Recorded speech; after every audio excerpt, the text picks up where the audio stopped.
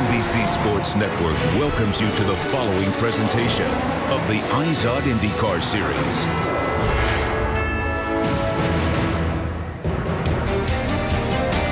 Baltimore, Maryland. Earlier this year, this city celebrated a Super Bowl championship. And today, in the shadow of homes for both the Ravens and Orioles, thousands of fans will have a bird's eye view of the stars of INDYCAR, as well as a rivalry in this series that has heated up last week at a race in Sonoma, California. There, Ganassi Racing Scott Dixon was penalised for hitting a crewman on pit road with his car, and as a result, lost ground in the championship race. The crewman is a member of Team Penske, whose Will Power went on to win that race, and teammate Elio Castro-Neves increased his points lead. And the teams will know each other's every move today as they occupy 4 of the first 5 spots on pit road. Welcome to INDYCAR Live, presented by Verizon, where we set the stage for today's 75-lap race.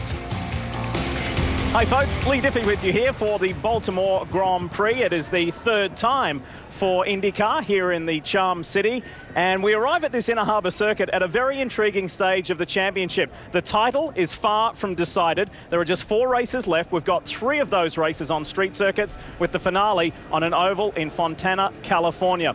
But first we have to address the issue at hand and what everyone's been talking about this week, and that is the incident last week in Sonoma and this intense rivalry, which so many great sporting stories are based on, aren't they? You could talk about Magic Johnson, Larry Bird, the Red Sox, the Yankees, and John McEnroe, Bjorn Borg. There are so many examples. But here in INDYCAR and in motorsport, it's about Team Ganassi and Chip Ganassi Racing and Team Penske, because these 2 teams have been going at it for multiple years now. However, a week ago in Sonoma, California, this rivalry was ratcheted to a whole new level. This is the GoPro Grand Prix of Sonoma, and it's an all Ganassi front row. Dixon is your leader. He needs to do this to keep his championship hopes alive. And here come the guys who are running in the top 2. Dixon, stop! Oh, and he hits one of Power's guys! That was nasty. There are 2 pit lane incidents under review. So it could make for an interesting race to the end. Scott Dixon will be penalised. Considering that was Helio's teammate, that's a bunch of bullshit. This could be the defining moment in Scott Dixon's 2013 championship. Will Power is a 3-time winner at Sonoma Raceway, and it's his first in 2013. Scott Dixon, he's going to have to settle for 15th place. That's probably the most blatant thing I've seen in a long time. If you watch most pit guys, they try to get out of the way of other people, so that was a bit of a move right there, to be honest. You could see the difference between the Target and the Verizon signs on the wall, and if you look at that with the 9 car leaving the pit lane, he clearly crosses right into the pit box, into the 12 car space, and that's where the violation occurred. I definitely feel good with the decision that we made. We want to keep this pit lane as safe as we can. So with just 4 races remaining in the 2013 season, this is what the championship looks like. There have been some movements down in the top 10, like Will Power coming up into 8th, courtesy of that California win. But everybody's focusing on the top 3, in particular the top 2. Now, the margin grew to 39 points. However, Scott Dixon addressed at least a solitary point yesterday, getting that bonus point for winning the pole position. So that's where everybody's looking right now. And Marty Snyder, no doubt, Dixon really is the man in the middle. Indeed he is, Lee, and he's had a week to look at replays, a week to think about everything, Scott, so let's talk about it. Are you as angry today as you were when you left Sonoma last Sunday afternoon? Yeah, you know, it's obviously Sonoma was a tough deal and had been a rough week for, you know, everybody at Ganassi with what had happened away from the track, and obviously, on our family side as well too, but yeah, it was disappointing to see the race finish that way. You know, the good thing out of it that nobody was hurt. Definitely happy to see that. But, you know, I think it's just definitely put a spotlight on, you know, how people react on pit lane and the etiquette that's required out there. And you know, all we're going to try and do now is move on from that. You know, Team Target's done a strong job this weekend. You know, the car on the pole, and you know, all we got to try and do is try and win this championship, even with you know, a slight deficit that we thought we might have had there. Moving forward, how will you do things differently on pit road and keeping that championship in mind? 38 points back now. How will you do things differently on the racetrack as well? You know, I think, you know, we just try and do the same thing we've always done. You know, you know, the more and more you analyze it, or even pit stops, you know, throughout the year, and hours of, you know, tapes that we've gone through, you know, it's hard to get everything right, and you know, to get the scenario happen like that, it's you know, it's hard to happen again. So I think IndyCar's done a good, strong job to make sure that we have, you know, proper pit boxes here. They're bigger pit boxes, and then obviously they've added some triangles to the corners to, you know, just analyze what people are doing a little bit more via, you know, sort of looking at it under video. But you know, I think it's going to help those decisions, but also make sure that people stay on the top of their toes. And moving forward, also Scott Dixon trying to win that championship, and a little role reversal on pit road today. He's pitting in front of Will Power. That should be interesting. For more on this, here's Kevin Lee. All right, thank you, Marty. Mike Cole is the managing director of Target Chip Ganassi Racing, and he has worked with Scott Dixon as a strategist for 11 years now. All right, point blank, do you think the outside rear tire changer for Team Penske was trying to make Scott go wide and slow him on exits? Well, I hope this isn't point counterpoint, but the way I look at it is we work hard together in the pits to help our neighbors. I don't think we received any help at Sonoma. How do you think IndyCar should have handled penalties? No, I don't know. I think, first of all, I'd have to say they did the right thing because of the way the rules are written. We hit equipment. I know it was attached to the guy. I'm glad he's okay. And for me, still, that's really, really important because that's why we have the pit rules. But I think IndyCar probably should have looked at it. They didn't evidently have time to look at it during the race, but they should have really done something after the race to create positive direction. Thank you, Mike. Let's hear the Team Penske perspective now and check in with our friend Jan Bikas. Well, Kevin, not surprisingly for Team Penske and President Tim Cindric, this week has been a lot about answering those questions that came from the Ganassi team. And, of course, Mike Cole, you couldn't hear that. They've softened their stance somewhat, but they definitely came forward and said they felt that Travis Law, your outside tire changer, deliberately delayed them. You've now looked at everything. What's your opinion? Yeah, it's unfortunate they feel that way because I think, you know, the facts are we've gone back and looked at the entire race, obviously, and what a lot of people miss is the first stop of the race. The exact same scenario played out.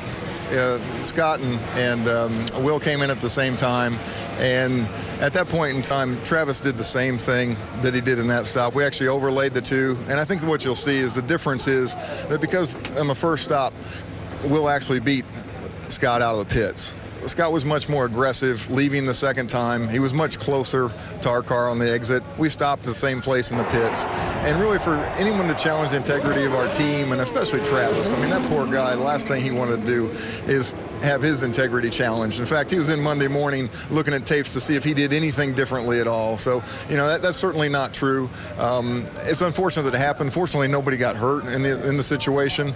But for anybody to accuse anyone in pit lane that they would intentionally get in the way of an oncoming car, it's crazy. I mean, they obviously haven't been in pit lane if they're, you know, having those kind of accusations. So really, I guess it's unfortunate that maybe the facts weren't looked at, and I think this weekend with the lines actually being painted, the initial reaction to what occurred there might be very different because I think it'll be much easier for people to illustrate what actually occurred.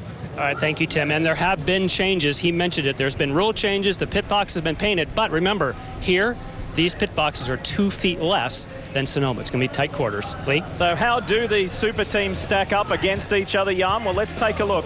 The figures tend to sway a lot farther to the Penske side because of 20 years extra tenure in the IndyCar Series. But I want to draw your attention to the middle statistic, the winning percentage. Look how close they are, 25-21. And that's what drives this intense rivalry. However, what we've just seen and what we've just been talking about wasn't the only fierce rivalry and battle last weekend in Sonoma. Will Power was in the middle of another one with Scott Dixon's teammate, Dario Franchitti. Dario took exception to the way that Will treated him on the racing surface. Will tried to explain his position to Dario on the podium, and Dario didn't really want anything to do with it. So their patchy relationship continues.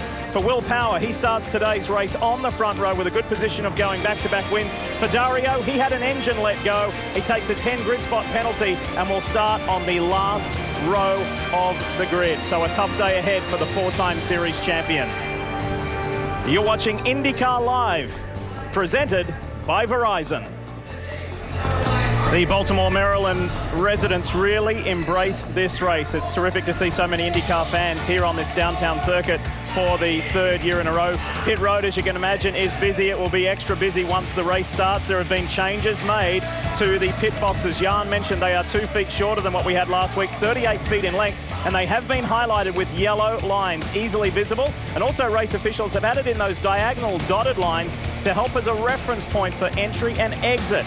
We want to talk more about that. The existing rules coming into this weekend as far as contact with pit equipment outside of a standard pit stop procedure or contact with personnel, the rules meant that they're not limited to a black flag or exclusion from the event. No such decisions may be protested. Well, since last week, there has been a new rule implemented, and that says any participant who, in the opinion of the officials, positions a car, equipment, or, this is the important one, personnel, so to create a hazard or disruption of the event to interfere with the activities of another competitor may be penalised. So there have been changes made. We welcome in Wally Dallenbach, Townsend Bell. Townsend, I want to take you back to the Indianapolis 500 in May where you were a competitor. Take us in the driver's seat. What's it like to perform these pit stops? Well, when you're driving an IndyCar, getting out of the pits is incredibly difficult. These cars were never designed to go that slow. They were designed for minimum 50 miles an hour. Look at some of these clips. Here's Will Power at Mid-Ohio, tight pit boxes there. You can see you can barely clear that outside rear tire even if they're making it easy for you. So it's not an easy thing to do. It's terrifying as a driver to have to steer out of your box because you're slipping the tires and then you have to stop the tire slip and throw it the other direction to just avoid clipping the guy. All right, Wally, well, we've had a week to digest. We've had a week to reflect on what transpired in Sonoma. Thoughts now?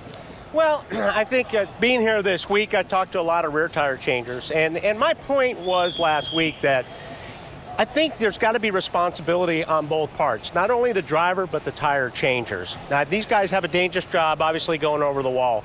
But my problem with last week was that I felt there was fault on both parts, and Dixon's the one that got the penalty.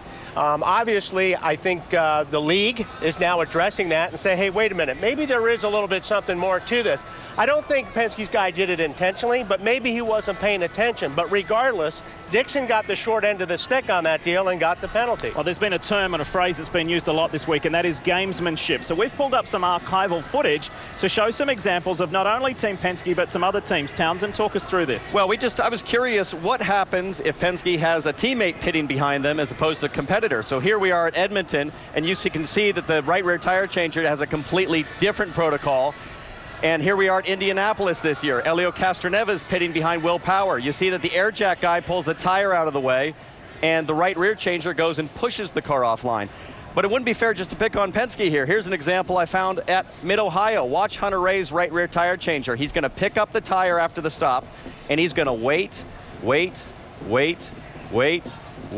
and as soon as Will Power dumps the clutch, he walks between a roaring car and a parked car, about one of the most dangerous things you can do on pit lane. So is there gamesmanship in IndyCar on the pit lane? Absolutely. Is it dangerous? You bet. Are pit crew guys acting as picks on pit lane? We see that, and IndyCar's obviously stepped in, made a rule, and hopefully we can create a safer pit environment all across the board. And let's hear from somebody from IndyCar. It's the president of competition and operations. Derek Walker is with Robin Miller. Derek, you took a lot of flack this week, and do you think you guys still happy with the call you made? Stand by it. Absolutely. You think, was there anything in that made you think maybe we should have maybe not given him a drive-through, maybe a penalty, maybe a fine? Well, I think first you've got to address the safety issue, and that's really what the penalty is about. You've got to take every care and attention to avoid that unsafe situation. So that's the no-go area. If you knock one of those guys, hit their equipment, it's a penalty. As to the severity of the penalty, I can honestly say if I had to do it again, I would say I wish I didn't interfere with a championship run. Because everybody's trying to do the best, but you can't second guess yourself. It's got to be safety or nothing else. But because of that, you made a rule. Just talk about your thinking on that. Well, actually, we're trying to protect them from themselves, because we've all been in the business long enough to know that monkey see, monkey do. And I don't think it's any secret. They've been doing it for years, and it's just the level of how far they go, how far they push it. So we put some clear lines for them, literally, and we've also said to them, look, don't make us do this, but we will. Anybody that impedes a car coming in or leaving the pits, or whether it's somebody sending a car to deliberately block, we're going to nail you. We're going to come down hard, because it's all about safety. would there be a thought that it has to be a drive-through? Could it be just a fine if it impacts the race? Well, actually, it's a little bit, you know, you can't just come out with one rule that fits all. But, you know, if it's a team member who's taken the law into his own hands, so to speak, or not being courteous, not helping a car out, or getting out of the way, if he just doesn't know where he is in this universe, it's a penalty. We're not trying to second guess whether this guy's the brightest guy in the world, he knows what he's doing, or a deviant, as I like to call it. We're saying if you interfere with a guy trying to have a race, you'll get penalized. So it might be a warning. It could be a 3 to 4 race suspension for that tire changer, or it could be a drive-through for you. Or, you know, if it's a team game and you're actually doing something that's going to affect the championship here, don't forget, a team is a team to us. We're not going only by car. So the reason we're coming down strong is we want this championship to be, you know, fought out on the racetrack, not playing little games in the pits. And we know we're all trying to get there and do that, but we can't. It's safety. Okay, Derek, back to you, Lee. Robin, thank you. And not only thank you to Derek Walker for his frank comments and very, very insightful. Will the games continue today? Well, as far as pit positioning is concerned, it is the opposite of last week. Scott Dixon is ahead of Will Power on pit road. One man we haven't spoken about, well, he just happens to lead the championship. We'll hear from Helio Castroneves next.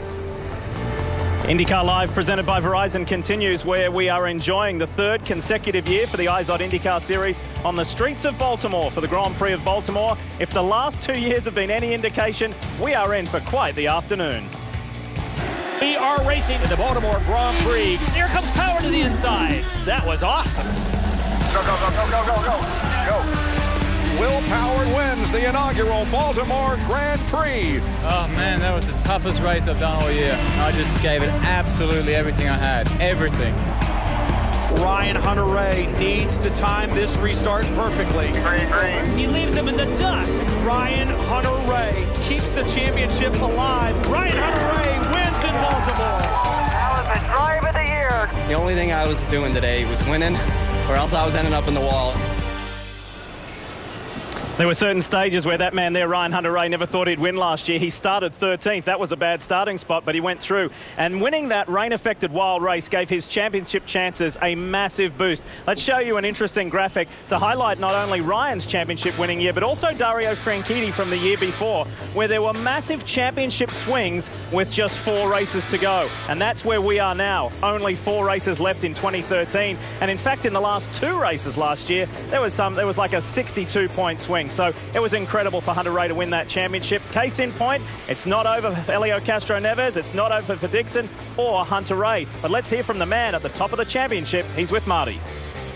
Well, Lee, Helio Castroneves certainly hoping that there's no big comeback like that this year. He wants to hang on to the championship, Lee, but how much do you want to be, as a driver, aware of what guys like Scott Dixon and those guys are doing during the race? Do you want to know what's going on with their race? Well, except if there is something wrong, but other than that, we just got to do what we're doing. We got to keep going, and certainly this track is very abusive of the equipment, especially the brakes, and so you want to make sure that, yes, you attack, but at the same time, you know, with conservative. But if there is something wrong, certainly I would love to know what's happening with the main competitors. Well, you and I talked about that. You described it as consistency, and that's kind of what's gotten you to this point, to leading the championship.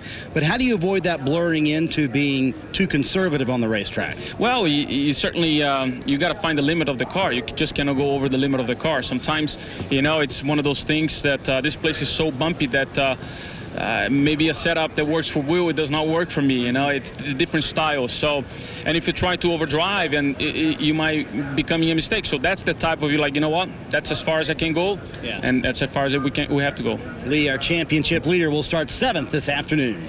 And Marty, the Brazilian, boasts a 38-point lead. So how many points are on offer for this man here today, Scott Dixon? There are 54 in total on a race weekend. He's already grabbed 1 bonus point for pole. If he wins the race, you get 50. There are bonus points for leading a lap and the most laps led. So Dixon needs a stellar day to try and really force the issue here with Helio Castroneves.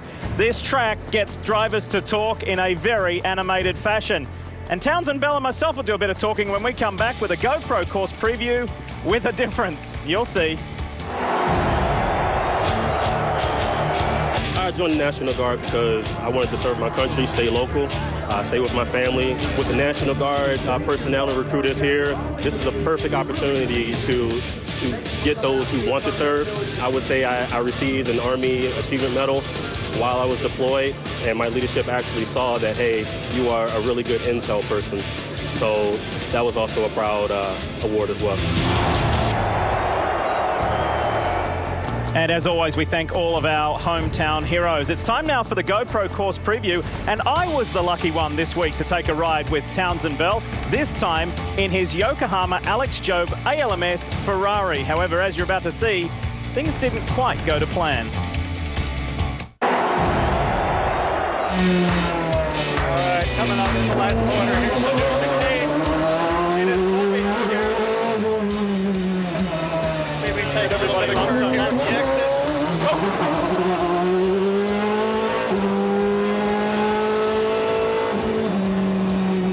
Very bumpy. We got an electronic issue. Hope I didn't do something with the battery box, did I? All right, Lee, so here we are. We're exiting turn 2. This is not what I expected with the GoPro course preview. Now, if I can get this guy to actually do the racing line, we might make it around the hairpin. Okay, so we're going to fade out here, down to third, down to second, down to first. We're going to come all the way in and tug this all as close as we can. Try to get back on the power. Whoa, that was close. Woo! I can't believe the speed. You know who's laughing his head off right now? Wally Dellenbach. I think it could be the entire paddock, to be frank. All right, this is turn 4. Classic 90-degree left-hander. If you notice, we're turning off of concrete and onto asphalt right now, so there's a big grip change there. We must be doing well over 37 miles an hour right here. This is actually the trickiest part of this track, where the chicane we're coming up to. It's a little blind on entry as you're braking on this crest here. It's got that resurface part as well. Yep. You're on asphalt. Now, this is really kind of a weird chicane. You come in really fast. Look at the disgust and disdain on everybody's faces. Oh, boy. I can't wait to get out of here.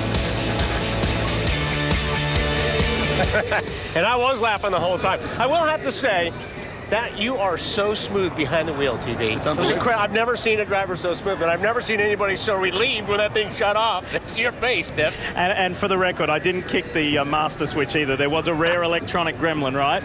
Just a random wire that came off. Not your problem. All right, let's get to the business at hand. Wally, let's start with you. Something that has been a hot spot for the past 2 years here in Baltimore is that chicane, and it will be again today, won't it? I think the chicane is where the action's going to be. I mean, we saw a lot of things happen in practice and in qualifying, and it's really risk or reward you have to manage. You can gain a lot of time by really slamming. You'll see a couple of these guys got away with it, but all you got to do is wrong one time, and you'll see how Hintz clobbers the wall here. A lot of damage on the right rear. Viso as well. We had a lot of guys that made contact, but it's also a place where you can make up a lot of time. If a guy messes up in front of you, you can make the pass and set a guy up coming out. So I think we're going to see a ton of action in the chicane today. And one driver in particular has been very good through that section. That's Joseph Newgarden. Townsend, we've already dealt with the controversy and the pit incident from last week in Sonoma, but it still boils down to this championship battle between Helio Castroneves and Scott Dixon. What's your take on it before the race? There's no question. We talk about risk versus reward.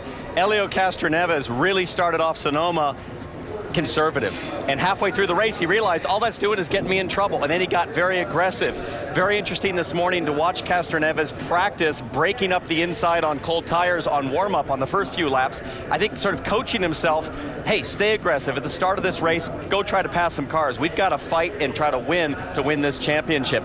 Got to remember that Scott Dixon is angry, and the way that Scott Dixon exercises his anger is by going for it, keeping his mouth shut, and going really fast. If I'm Castroneves, I'm worried about an angry Scott Dixon. So there we go. We've got nothing else left to do but to go racing. And boy, are we excited about that here in Baltimore. You've been watching INDYCAR Live, brought to you by Verizon. When we come back, we'll show you the grid, a bit more of the track, and we'll see the green.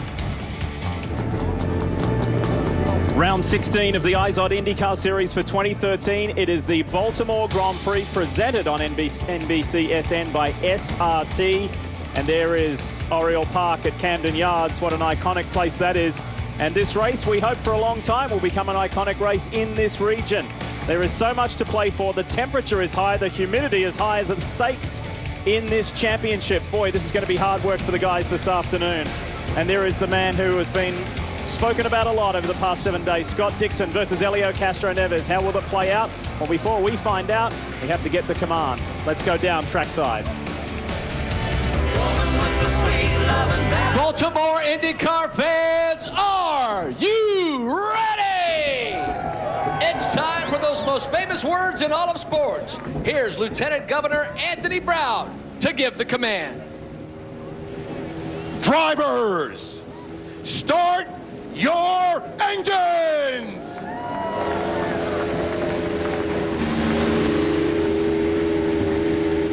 Has been given. Ganassi and Penske. For the last decade, this rivalry has defined IndyCar racing. And last week in Sonoma, their latest run-in left a major impact on this season's race for the IndyCar Championship. This is the race. Oh! Dixon will hit the race, and he hits a guy from Will Power's crew here on pit road. Yeah, he walked into us, man. Considering that was Helio's teammate, that's a bunch of bull. Race officials penalised Dixon, causing him to finish down in 15th, moving him from a virtual tie for the championship lead to a 39-point deficit with Team Penske's Helio Castroneves. Today in Baltimore, both teams will literally stand toe-to-toe once again on pit road. Ganassi Racing determined to get Scott Dixon back into the points race, and Team Penske defending their space with the hope of getting Helio Castroneves his first IndyCar championship.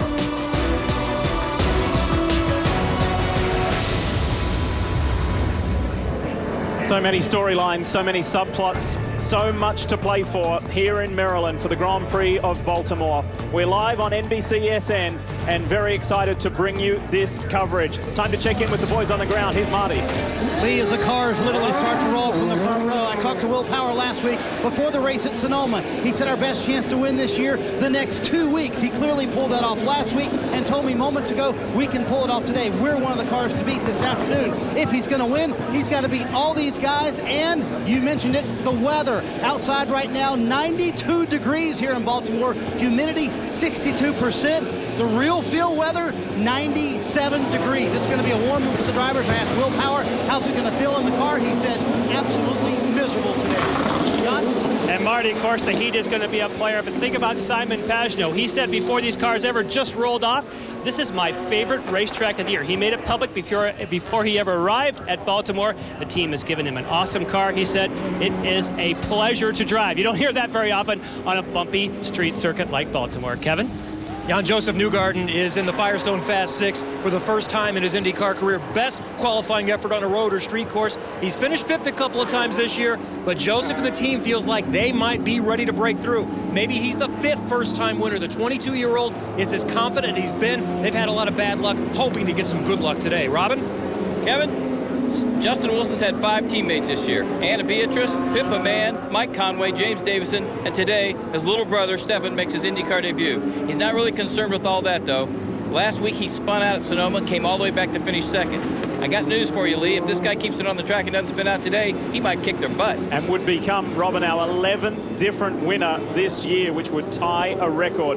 Quite incredible. So Justin Wilson, the lanky Englishman, has come off his best result of the season, and yesterday scored his best qualifying result of the season. There's the IZOD two-seater, and guess who's behind the wheel? It's a real treat. It's not Arie Luyendyk, it's not Mario Andretti, it is Al Unser. And I'm not talking about Junior. That's Al Unser Sr. behind the wheel of the IZOD two-seater. That means we have got a lucky Honda fastest seat in Sports Sweepstakes winner, courtesy of going to shophonda.com. It's time to say hello to Thomas Johnston from Summit, Mississippi. Thomas, how's the ride?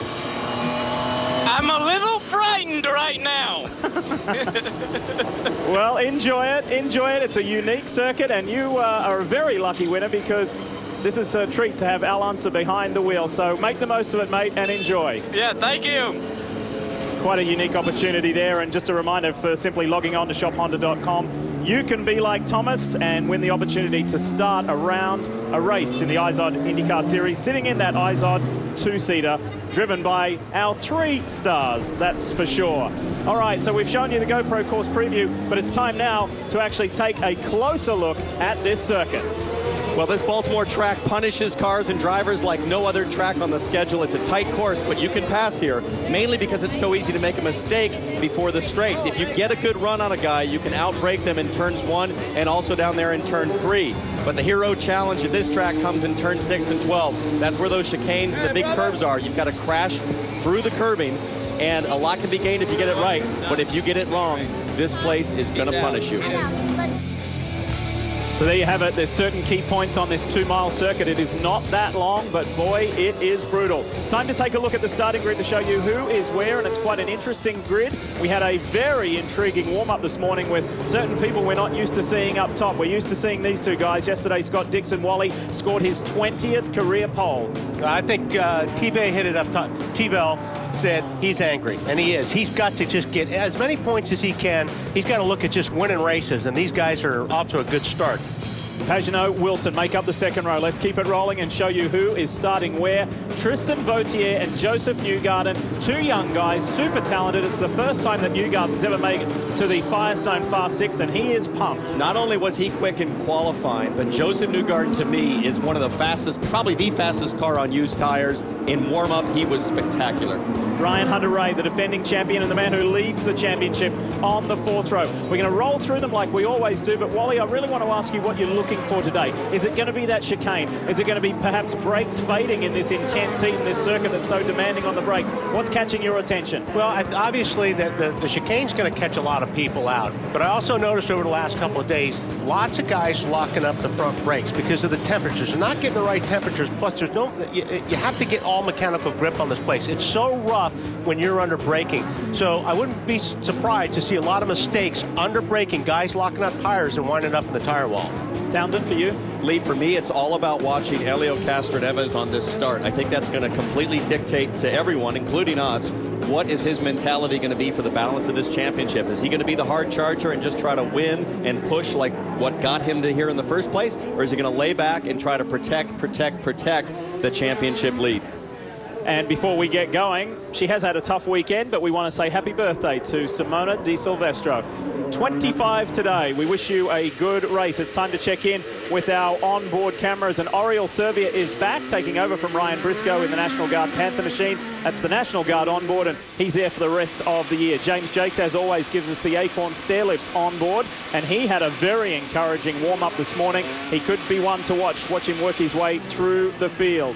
His teammate, Graham Rahal, shows us the Sports Illustrated on board and a new livery, a new paint job for Graham, our Mid-Ohio winner, and it's the Novo Log Flex Pen on board. It's Charlie Kimball, who goes well on street circuits. We'll see what he can do. And we scoot ahead to last year's race winner. Remember that, 13th to 1st for Ryan Hunter-Reay. He provides us the Chevy onboard view. What kind of a day will it be for RHR today?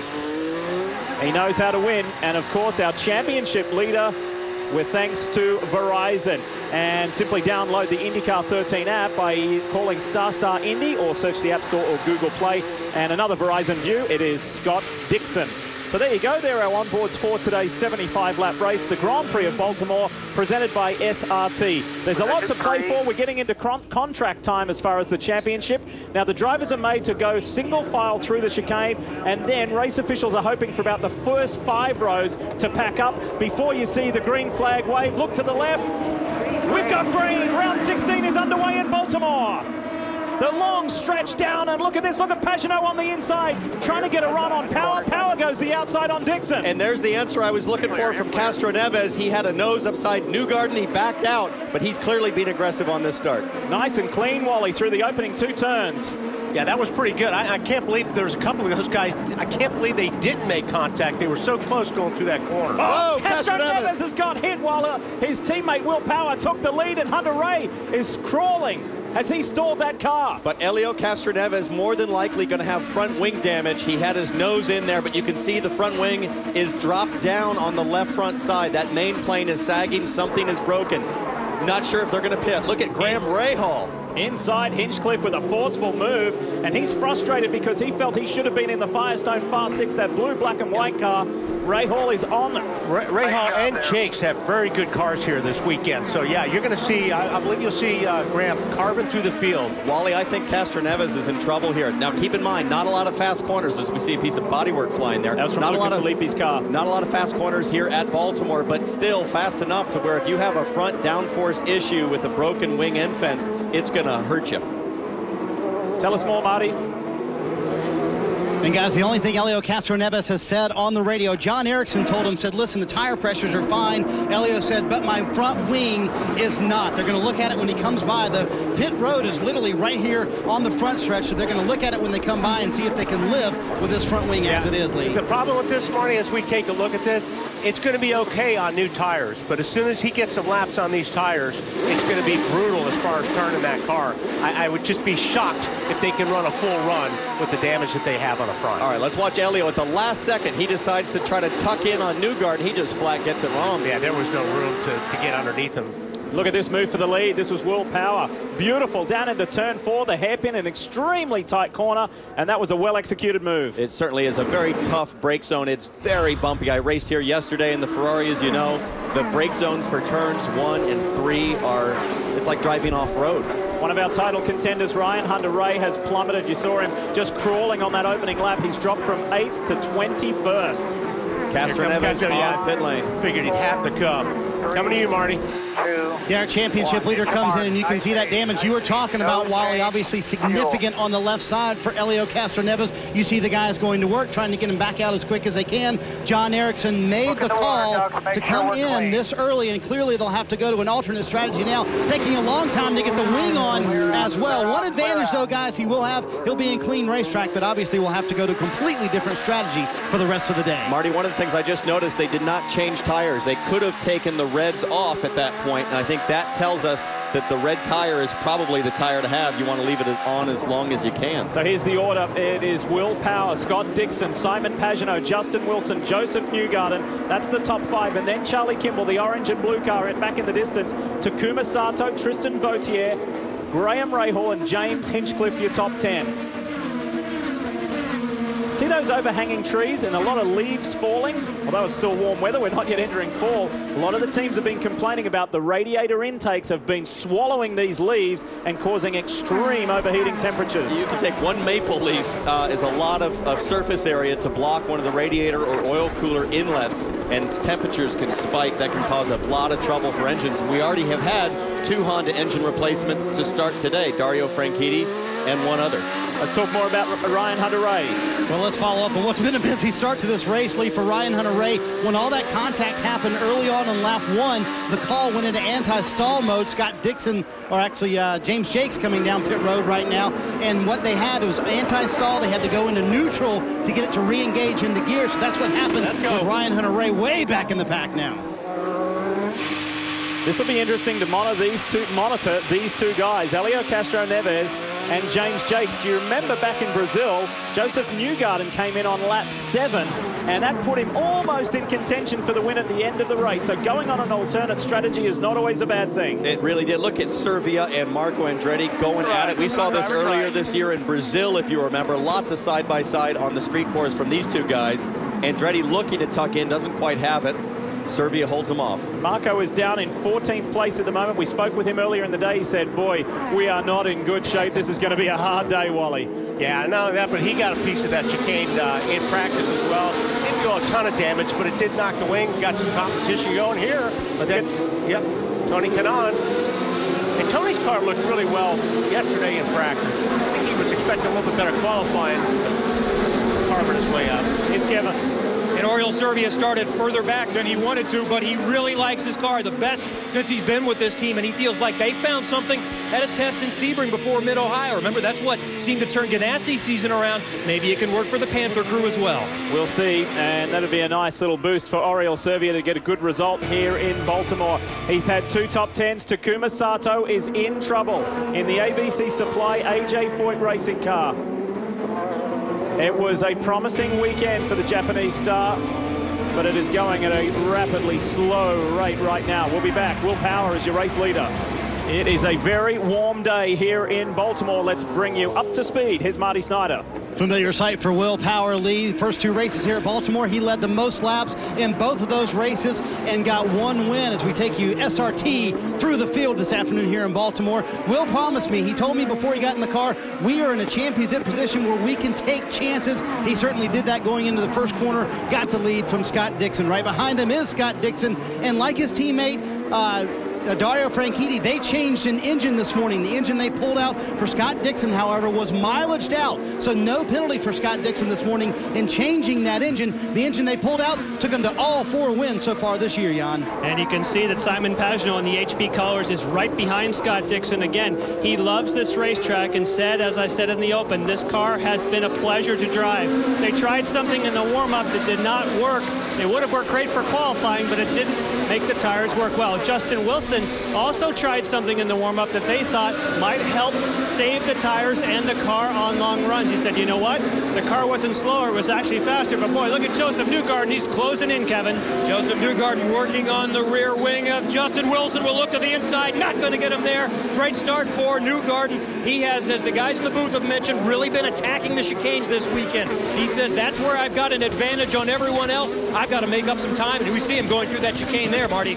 Kevin, how about Charlie Kimball up in 6th? He started 9th today. When I talked to him Friday, he said his car was absolutely terrible. They've made some positions, clearly made the car much better. He told me this will be a good test to see how far this race team has come. 21st and 18th in his 2 races here. Look at that side-by-side battle, Jan. And that's Graham Rahal and Christian Vautier. So for Graham Rahal, keep in mind, he is on the black sidewall we call the primary Firestone, and he has got some big time speed. We also saw that Newgarden looked like he got by that position, but for these two, Tristan Vautier, don't forget that he is the teammate to Simon Pagenaud, and they've been very happy with both those team cars today. But Graham Rahal, wow, he is on a tear on those black sidewall Firestone. Now you see the bright green livery will pop into place, of course. That is James Hinchcliffe. He's had all kind of trouble this weekend, and he said, in fact, the chicane is the one corner that I just cannot seem to put together, but it felt better when I was this morning warm-up.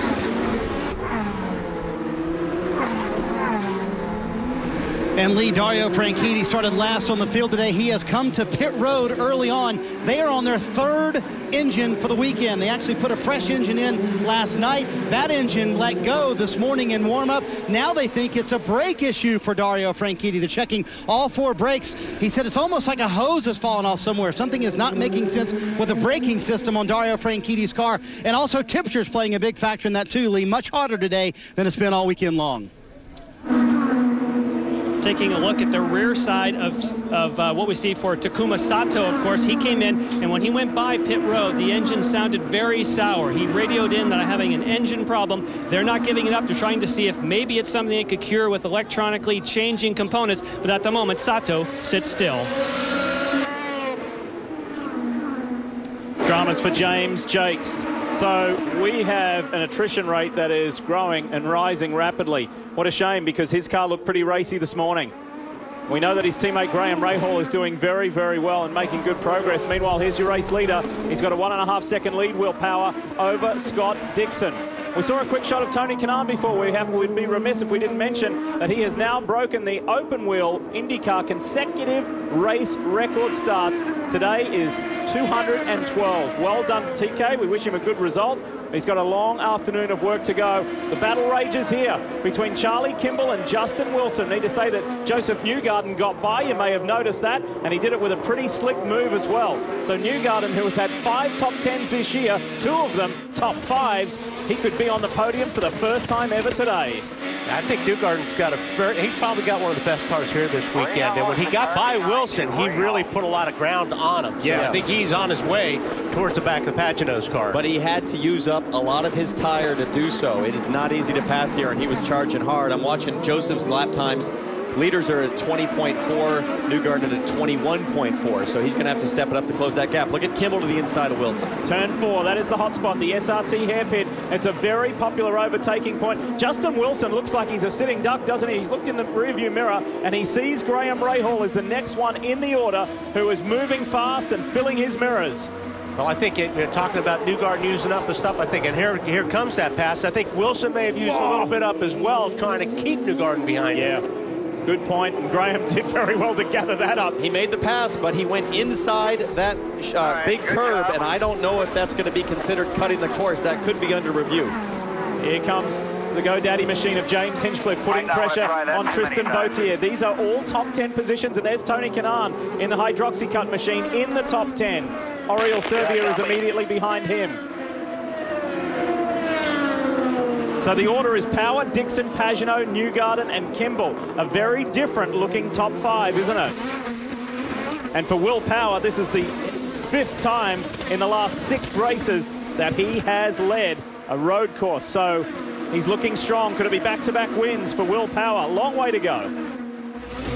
So race leader Will Power dashing off into the distance. There's Scott Dixon. The margin is 1.3 seconds. The car on the move, the driver on the move is Graham Rahal. Car 15 right there. He has done a terrific job weaving his way through, grabbing positions. He's up as high as 6th at the moment, ahead of Charlie Kimball. Joseph Newgarden, Simon Pagenaud, Dixon and Power up ahead, and we've got our first full course yellow. And those are on the blacks as well, aren't they? With Rahal's car. And here's the yellow is for Ed Carpenter. Now that's the corner just before pit in, and it's unclear if there was any contact. I'm looking at the right front wing end fence. It looks like something might be hanging down. I'm not sure what happened there. So tell us a little more. Helio Castro Neves behind.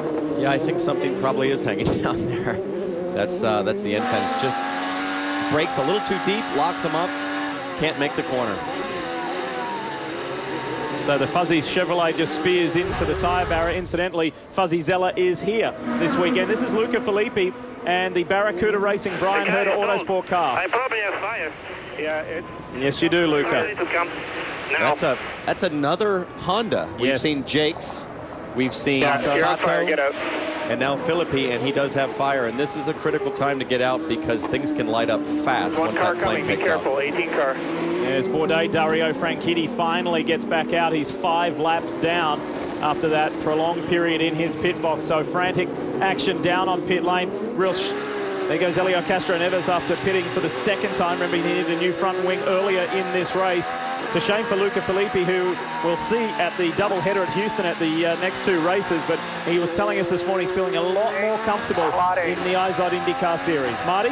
Well, the theory here for John Erickson pitting Helio Castro Neves, our championship leader who you ride on board with right now, is that you kind of have to do the opposite of what the leaders do. So they pit. They put the primary sticker tires on for Helio Castro Neves. In theory, you'll see the leaders pit in about 10, 12 laps or so, and then they'll stay out. In theory, they'll have an advantage at that point and be the leader of the race, is what Erickson is hoping for anyway, guys.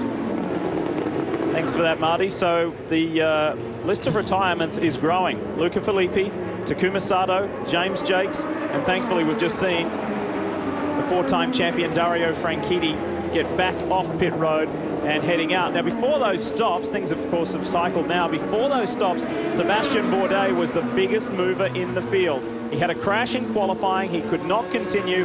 He started from 22nd position. The only 2 drivers behind him were those who had penalties, Jakes and Franchitti, and he just marched his way through the field to the tune of making up 9, 10 positions. So Bourdais is one to watch today. Yeah, that was impressive. I was just watching Filippi get back in his car. I'm not sure if that's for the tow back or if he actually thinks he can restart it. I can't imagine, Wally, that he would get going again. I think they like, I watched it a little bit yesterday, they'd like the driver to be in so they can tow him back on the road. So we'll take a break while we're under caution. When we come back, hopefully the track will be clear. We'll go racing.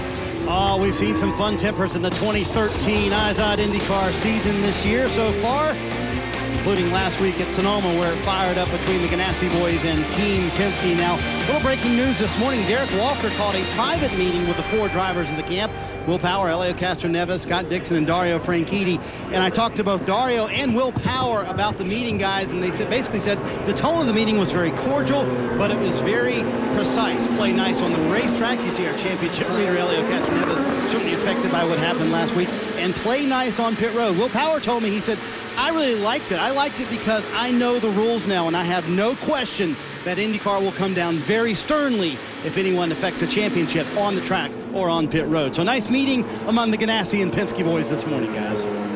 Yeah, we had a few meetings this week, too, with some of these guys. So, You know, and it is. I mean, listen, you play and work together all the time, and it really is like another family. But I mean, I really want to commend INDYCAR for taking a look at this whole situation from last week and say, you know what, maybe we should take a look at this and address it. Maybe there is a little bit more to it. And because, you know, Townsend, it's hard to explain to people sometimes the games that are played. You and I have been in the seats, so we have seen it firsthand.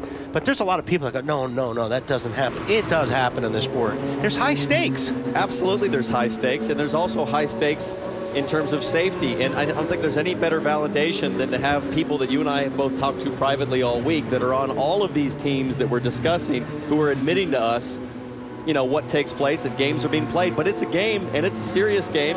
And it's going to be played hard just like any other big-time sport. Really special time for car number 19, the Boy Scouts of America. Dale coin car of Justin Wilson, coming off his best result of the season last weekend with runner-up in Sonoma. He's had a revolving door of teammates this year, but a really special one today. It's interesting having my younger brother here, and a little strange in some ways. We've 11 years between us, so we've never really competed and done anything together. So to be racing in the same series is going to be strange. When I was a kid, I thought he was a god, you know. So I grew up going to his races. I've always had so much respect and idolized him a lot. You know, he's helped me out so much over my career, giving me tips, and now it's paid off. You know, it's just that strange thing. I want to help him succeed, but at the same time, I want to beat him. You know, I guess once the helmet comes on, I'm going to be thinking about myself. But when the helmet's off, I'm going to be thinking him as a brother and want to help him succeed.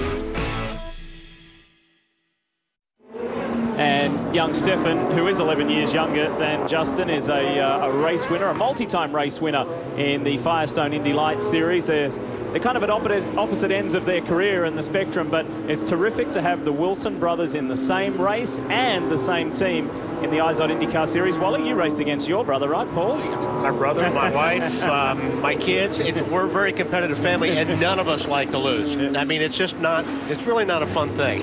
And right now, Justin's not really thinking about his little brother being in his team, and in this race right now, he's focused on perhaps trying to win this one to become the 11th different winner this year. Quick break, then more from Baltimore. Caution number 1 here in Baltimore, and let's try and see if we can diagnose what happened to Dario Franchitti. We'll talk to Chip Ganassi. And what was the problem with the brakes at the end of the day, Chip? Well, I think, Marty, we got a master cylinder issue, you know, with the 10 cars. So we think we had some dirt in there. We think we pushed it through maybe. We'll see if that fixed it. We're really not sure right now. We're kind of waiting for it to go green. I know there was some concern about small brake ducts, and I know Dixon has the same ones. Concern you at all, or not really? Yeah, no, it's not a brake duct issue. It's something else. Not a heat issue, and no worries right now for Scott Dixon, Kevin. Well, it seems appropriate that the Iron Man of IndyCar gets start number 212, the consecutive record here in the shadow of where Cal Ripken played much of his career. Keep an eye on that front wing there. I think you can see it dangling a little bit. Kanan at the start of the race made some contact. Yeah, definitely. There's damage there, and it's impacting the car. Scale of 1 to 5, how bad is it? He said a 2.5. They thought several times about coming in, but for now, they're going to stay out, and they might not even change it. They're thinking, we might be able to improve the car for you by just normal adjustments and keep this wing on to maintain that track position that you've made up. He started 14th, Kanan up to 9th. Townsend, you played a little bit of baseball in your time, didn't you? A little bit. Up until 7th grade. No. But you know, they're still you know, out there sweeping this racetrack, and man, I'm just wondering if I don't duck into the pits when they're coming to the green and roll the dice, especially if I'm sitting back there, you know, 14th, 15th, 16th. Well, we've seen Vizo do it, and now here's Stefan Wilson, I think, just ducking on pit lane for exactly that reason. Castro-Neves should do it. I was going to say, Wally, you worked for John Erickson for a long time. You guys think a lot alike. That's exactly what it is. When you were saying that, Erickson called Helio Castro-Neves pit road just to top off here. Nice strategy for the championship leader, trying to play this out and see if they can finally get some track position. Yeah, I mean, this is kind of the hand that they were dealt, but it's working in their favor with these cautions going the way they're going right now, because these guys are going to have to duck in the pits in another 7 or 8 laps anyway if it goes green. So I'd be doing it now. Slowly working our way back to green. Remember, we are in a town that are celebrating the Super Bowl champions. And Thursday night, Joe Flacco and the defending Super Bowl champion Ravens face Peyton Manning and the Denver Broncos. Then Sunday night is football night as the Giants head to Dallas to take on the Cowboys. NFL kickoff weekend begins Thursday on NBC. Here is a man who has been on a mighty move today, Joseph Newgarden. Let's check in with him. What's he been saying on the radio? The car is not shifting anymore. Now it's not shifting. Oh, there it goes. Now it's starting again. There was just a brief moment there where it wouldn't take any, they wouldn't accept any upshift. Yeah, 10-4. Things are probably just getting a little warm there on the yellow. Get a drink here and rest your hands a little bit too. I've had that happen before. It's the worst feeling in the world, especially when you're having a great day with an awesome car and a driver who's feeling on top of his game. You're running around under caution, all of a sudden it won't shift. I had that happen on the warm-up lap for the Indy 500, and at the last second, the battery voltage kicked up enough. There is Sarah Fisher of Sarah Fisher Hartman Racing. Big year. They moved to a new premises, a new wonderful facility in Indianapolis, and they are looking for that breakthrough day with their young star, Joseph Newgarden. It could be today. And you can see the stress on Sarah's face. You wonder, why would she be so stressed? It's because their car is so good, she told me this morning. Anytime we have a really strong car, I feel so nervous that something's going to go wrong. And having that little transmission issue probably just added to that. They want it and need it so bad. And you know, Joseph needs a good run, but I'm telling you, he's got the car this weekend. If he puts that thing in the right place, he can win this race today. Marco Andretti also took the opportunity to top off. Now, while they're getting ready for the restart, lots of calls up and down pit road about watch your brakes. There's been a lot of brake wear. They're very concerned on a double foul restart. Some people may not be able to stop as expected, so watch for that one. I spoke to Ben Bretzman, who is the engineer of the third place car, Simon Pagenaud, this morning. He said, Wally, this place is brutal. It is the worst we go to for brakes. Yeah, you could see it under braking because the cars are never on the racetrack. When they're in braking, you'll see the front suspension bounce like crazy, and they're trying to get these cars slowed down. Look at Simon Pagenaud's jump. Oh, he's going to try to slide it up the inside. He's thinking about going for it on the inside. That blue car, Simon Pagenaud. Dixon comes back, tries to go around the outside. It's the long way, gets tail, he gets sideways, and Pagenaud grabs a spot on the restart. Now Ray Hall and Newgarden are going at it. That was cool. And Newgarden looking up the inside. A little further back, you've got Hinchcliffe and Kanaan side by side. Now they tippy-toe through this hairpin. It's where Castro Neves was tagged, and he also made contact with Newgarden on the opening lap. All clear. Oriol Servia charging up the inside. What's happened to Ray Hall? Hinchcliffe, and I don't know. Ray Hall's fallen back a little bit. There he's in, right behind Kanaan. Tucked in behind Tony Kanaan. But it was Simon Pagenaud in the other light blue car. Now Ray Hall on the inside of the Indy 500 champion. And gets it done. Graham Rahal is proving that you can pass in a spot none of us thought possible. Bobby Rahal came on the radio on his previous pass and said you might not want to try that too often, and he clearly is not listening to Dad. And well, I'll tell you what, Pagenaud smells blood right now. He's right on the back of Power's car. Let's push. He's looking. He's the lead Honda in a pack of Hondas. There's a Sol Chevrolet out in front with Will Power, and then the next 5 cars are all Hondas. And this will be a neat battle to watch because a lot's been made of the peak power that the Chevrolet makes, which Will Power drives, and Simon Pagenaud there in a Honda. A lot's been made of their mid-range drivability, their torque off the corners. And Wally, to tie back in with one of our storylines at the head of the show, everybody so far so good through the chicane. We haven't seen any carnage. Still early. Still early. Inside, who is this? Justin Wilson with a great move on Hinchcliffe. Good braking move down there into turn 1. And this is the problem. It's kind of like in NASCAR at Bristol, where a guy ducks in inside you and you're out in the marbles through that corner, and then you're just getting freight trained corner after corner trying to get your tires cleaned up. And right now, Hinchcliffe is clearly suffering. Yeah, he's definitely falling back. And like you said, if you get out in those marbles for a little bit, it takes a while to get the tires back working again. So he's lost a lot of spots there. And here comes Marco Andretti up the back.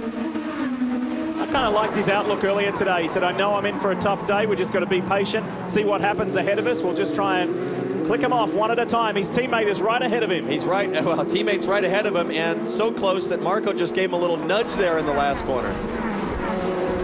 Top 9 cars in the race are yet to pit. Hinchcliffe had a big push there.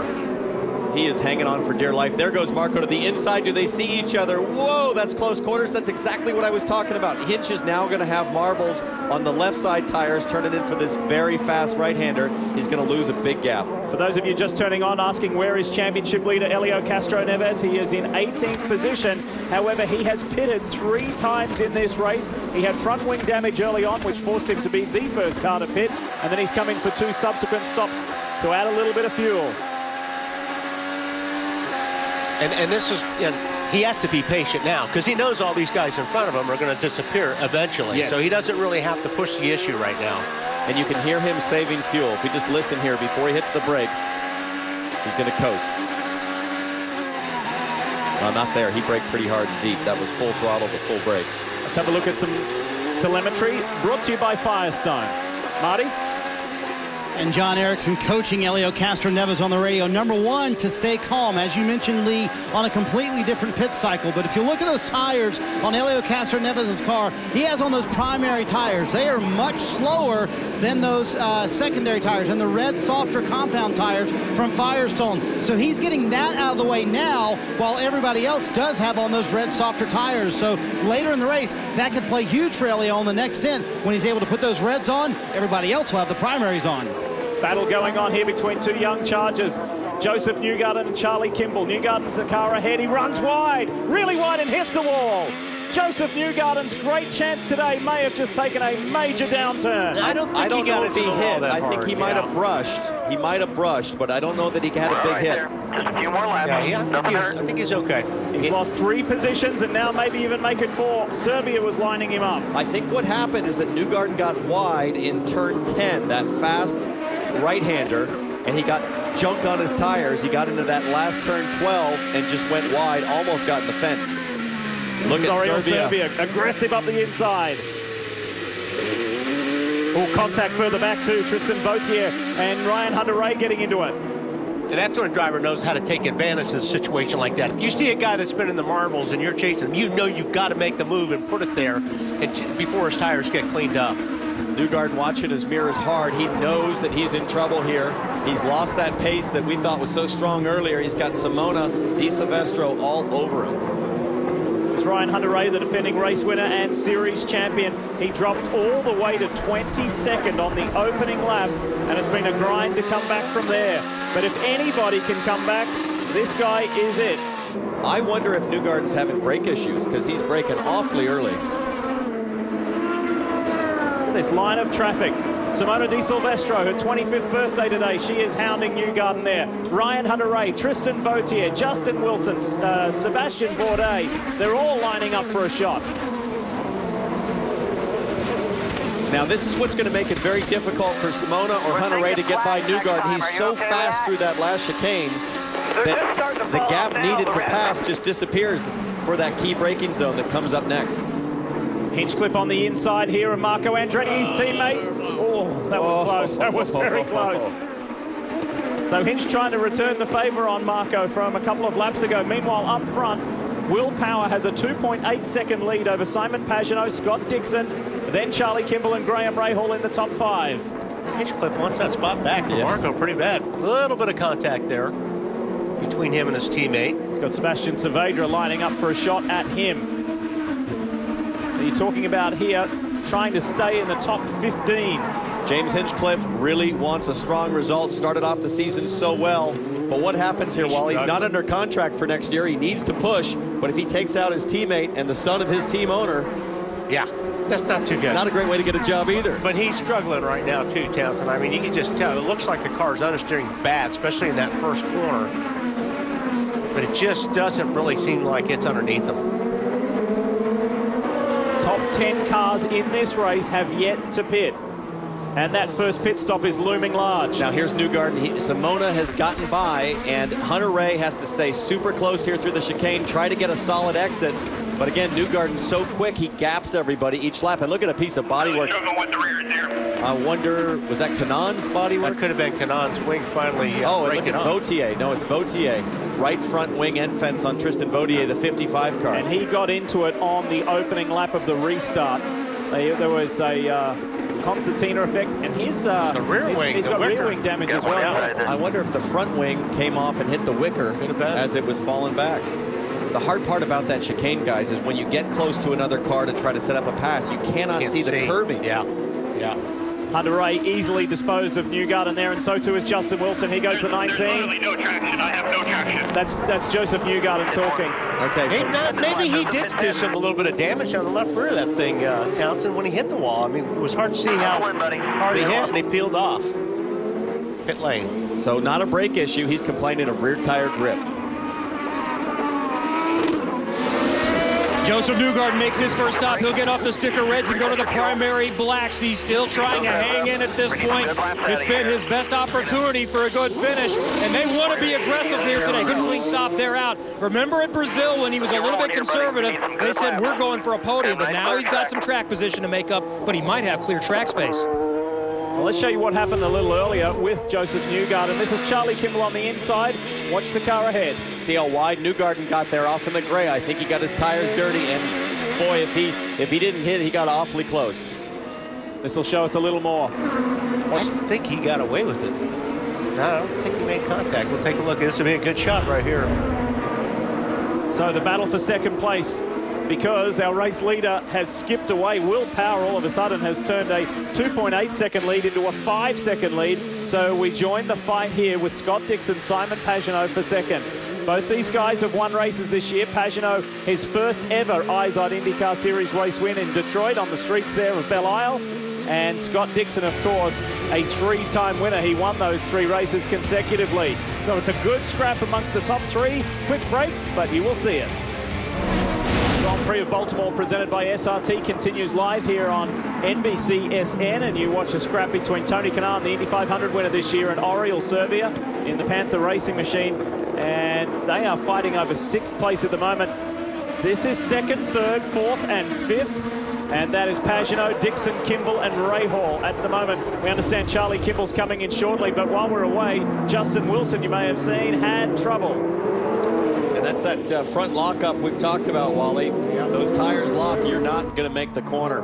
That's a real bumpy section of the racetrack there. So you're going in, you're trying to get the car slowed down as much as possible. Very rough.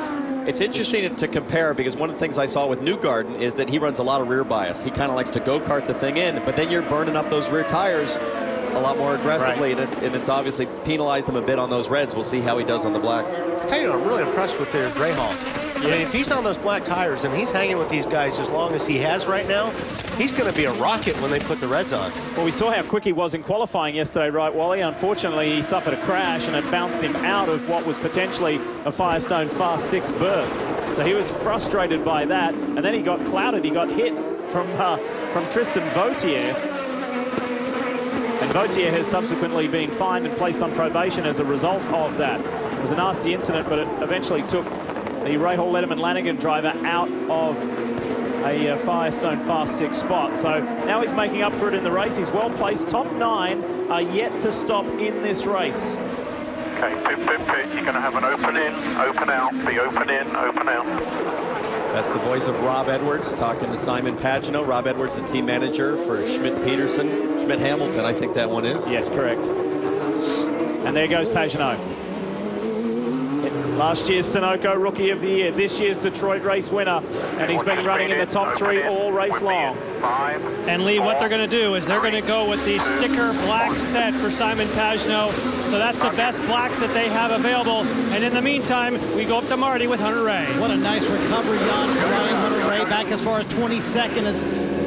As I told you a moment ago, they're going to put on scuffed primary tires for Ryan Hunter Ray. He said the car actually came to life at the end of that run. Very happy with the chassis, trying to make up some track position. Kanaan and Simona, the 2 KV Racing Technology cars, pit at the same time and exit at the same time. So Rahal done. Good work there. Pagenaud done. This fight goes on. 2nd place, Scott Dixon. 3rd place, his teammate Charlie Kimball, the Mid-Ohio race winner. And Graham Rahal looking for that point in the season where it's all going to turn around. He had a little bit of sugar at Long Beach, didn't he? That was a sweet result. And this is a fight further back in the pack between Saavedra and Marco Andretti. Sure didn't look like he was going to make the corner with the front tires locked up, but he did. He was just going slow enough to where he could release the brakes and make the corner. It's such a critical decision point, as you know. If you're not going to make it, you got to bail out and take the overrun like Justin Wilson did earlier. And that point of decision is, man, it gets your heart stopping every time. Yeah, when he got off that brake, it just the tires rotated enough to where he could make the corners. But that was really close. This will be a good fight. Charlie Kimball versus Graham Rahal. Watch this. And here's a big surprise. He is not going with the red sidewalls. He's going with another set of black.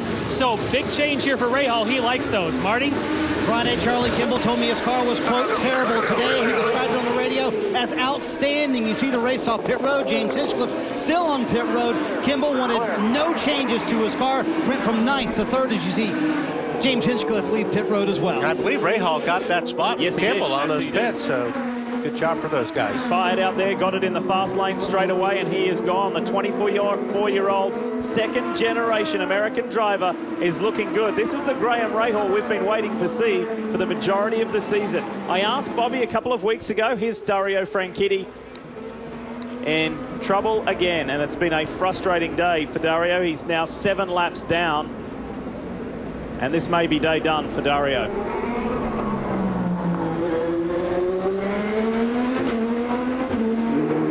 Fight goes on here. Oh, a little bit of contact there between Marco Andretti and Helio Castro-Neves, who has not had the day that he was hoping for, the championship leader.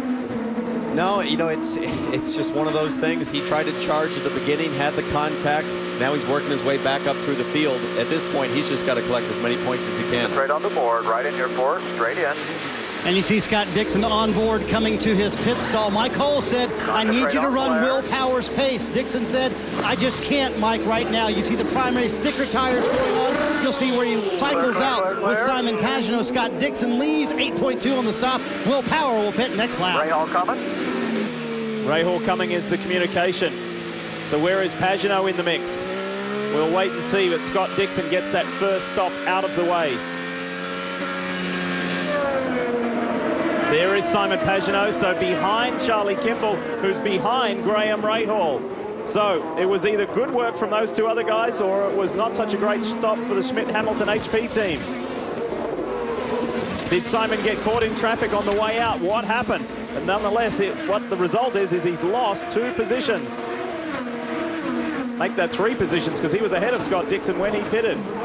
Probably the most difficult circuit on the schedule to drive out of the pits on cold tires, Wally. With the pressures down, as bumpy as it is in the brake zone, you can make a huge mistake. Hit our marks, guys, nice and easy here. Have a solid stop. Hit your marks here. You hear Tim Cindric on the radio counting in Will Power. He did everything you want to do at the end of that run. Oh, they run over the air hose. That'll cost them some time here on pit road, and they drop the air hose for the right front as well, so that'll cost them some time. He's very close to the wall. We'll see how they can get these tires changed for Will Power. He was able to go 1 lap further than Scott Dixon. He was also able to gap everybody else. We'll see how much that cost him. 15.7 on that stop for Will Power, about double the amount of time they normally would have. Here comes Dixon now. So at car to car, before they pitted earlier, Power had as much as a 7-second lead.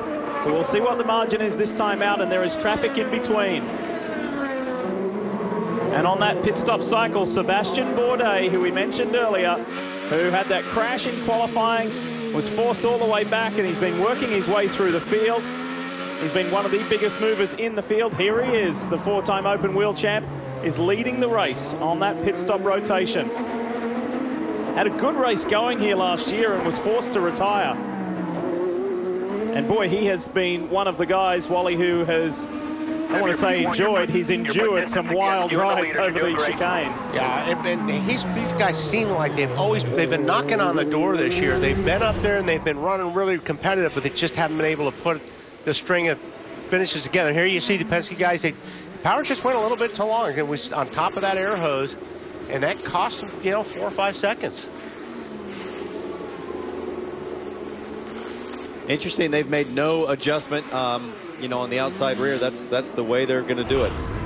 The other problem, guys, you can see how close the right front was to the wall. They didn't have anywhere to put the right front tire when they pulled it off, so it just kind of dangled there and actually sat on the wing for a second. Look at this battle right here. Dixon wants it. This is awesome. Will Power ran wide. Dixon tried to go the inside. Will looks like he's got his hands full while Dixon is hooked up. You ride with Dixon. You cannot pass on the outside. But you can look. This is good stuff. I hope somebody makes me eat those words. I'd love to see it, but that is very tough. Now, right here, got to stay close. Tap through the chicane here. Be back hard on the power. See if you can get a run. Doesn't look like he's going to be close enough. Let's see if he has a go. He's on the push to pass. Both of them are. Look at this. He is looking racy. Remember, this is one of our championship contenders. Maybe a crossover. They're clear. Tried. Ooh, he's going to have a great run here. Look at Power. Got sideways on the Power. And all of a sudden, Graham Rahal is mixing it up with Scott Dixon and Will Power. What a relief for the young man and his team. Oh, he got through there pretty good. Kimball in the background, Pagenaud further back, but this fight is all about Dixon and Power. All the way to the wall. Oh, no, here comes Graham. He's got to run. His favorite corner to pass. We've reported it, Scott. Inside Rahal. No, Dixon gets loose. Dixon really had to catch that. That is as close as you get from crashing. I mean, it doesn't get any closer than that. Oh, my gosh. And look at the ground. All of a sudden, Townsend, that he's lost to Will Power. And you can tell on that one, Townsend, that you see Scott throwing a little bit of rear brake there. Yeah. The way that car flicked when he got on the brakes really late. And that's my preference. If I'm going to choose erring on the side of more front or rear bias, I'm always going to pick rear bias, especially at a street circuit, because it gives me a chance to pitch the car. If I do lock up, okay, I can kind of go-kart the thing, if you will, drift it sideways into the corner. If I lock my fronts, I can't turn. What a phenomenal battle we're seeing between Will Power, Scott Dixon, Graham Rahal, Oriol Serbia at the back taking the fight to Simon Pagenaud. Meanwhile, up front, it's Sebastian Bourdais. See you in a moment. What are you...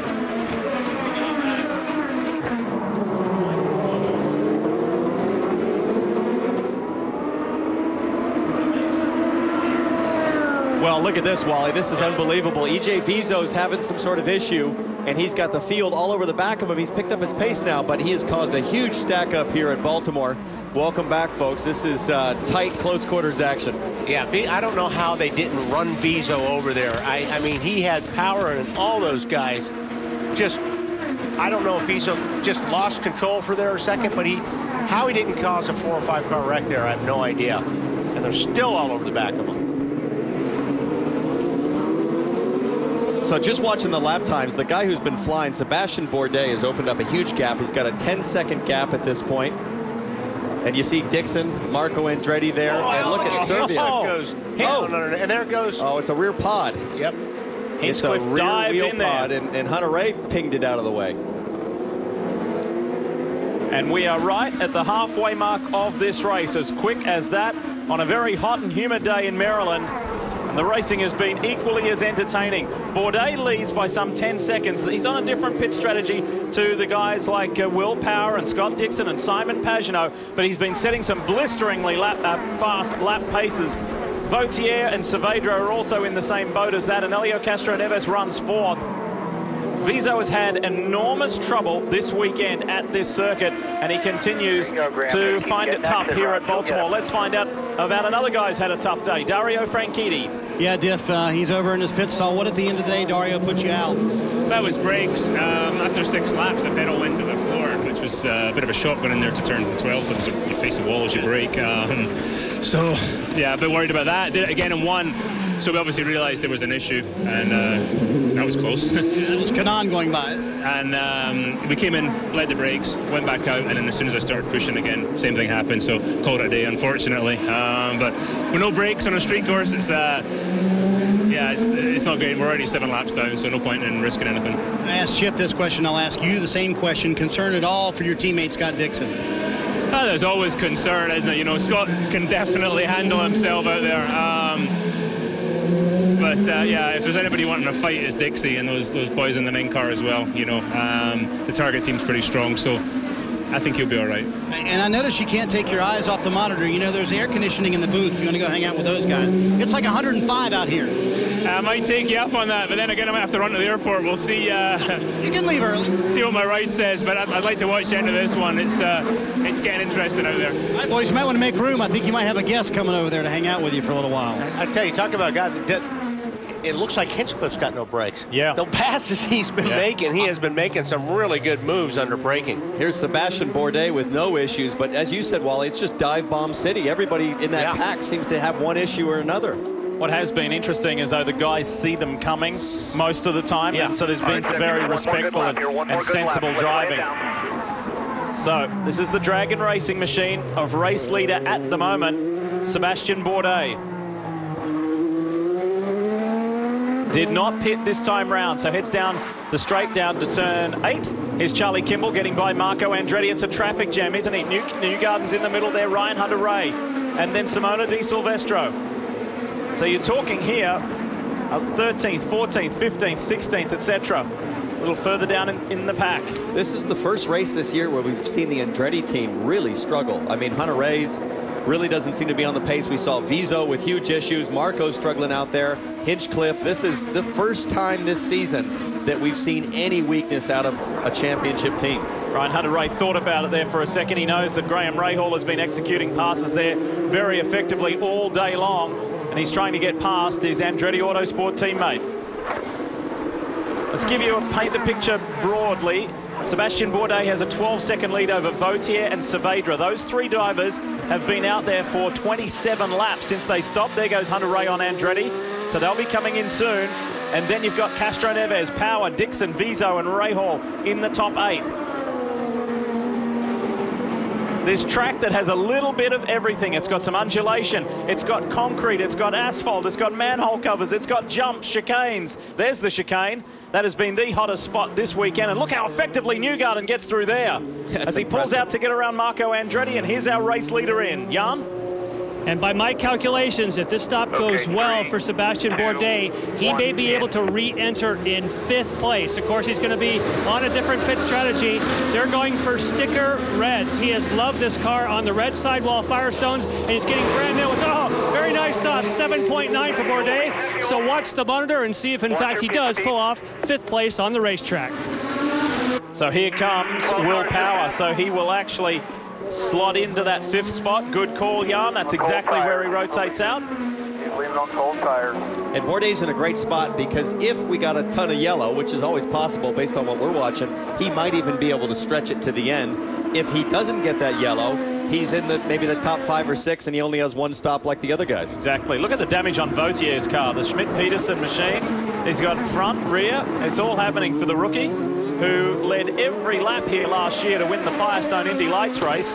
So he likes this circuit. He does well at this circuit. And he's on the same strategy as the man who just pitted, Sebastian Bourdais. We got drama here. This is for Stefan Wilson. Oh, boy. That is right at turn 6. Turn 7, excuse me, right before pit entrance. And I think right after pit entrance, and I think he just overcooked it there. You look at the marbles laid down. Wow. 3rd full course caution, do we see? There's local yellow, obviously. But are we going full course here? More than likely. So here comes Vautier. He's the first in. There's going to be a scramble here.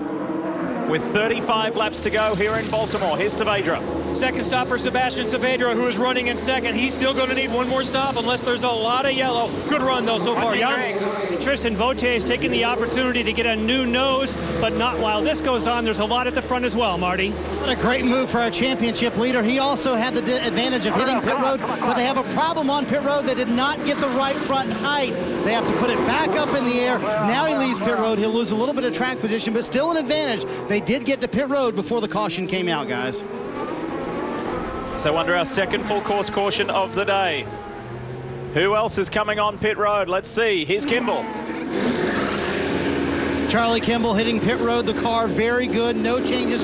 Once again, he'll put on those red tires. You see right in front of him, Ryan Hunter-Reay. Terrific stop by the Andretti guys. A slow stop for Charlie Kimball. And the right front couldn't get that tire on. So a slow stop for those guys as well. And there goes Justin Wilson and Marco Andretti leaving pit road as well. And those are costly stops when they come in there that tight on the racetrack. It's just, boy, a second or two, you're going to lose 4 or 5 positions.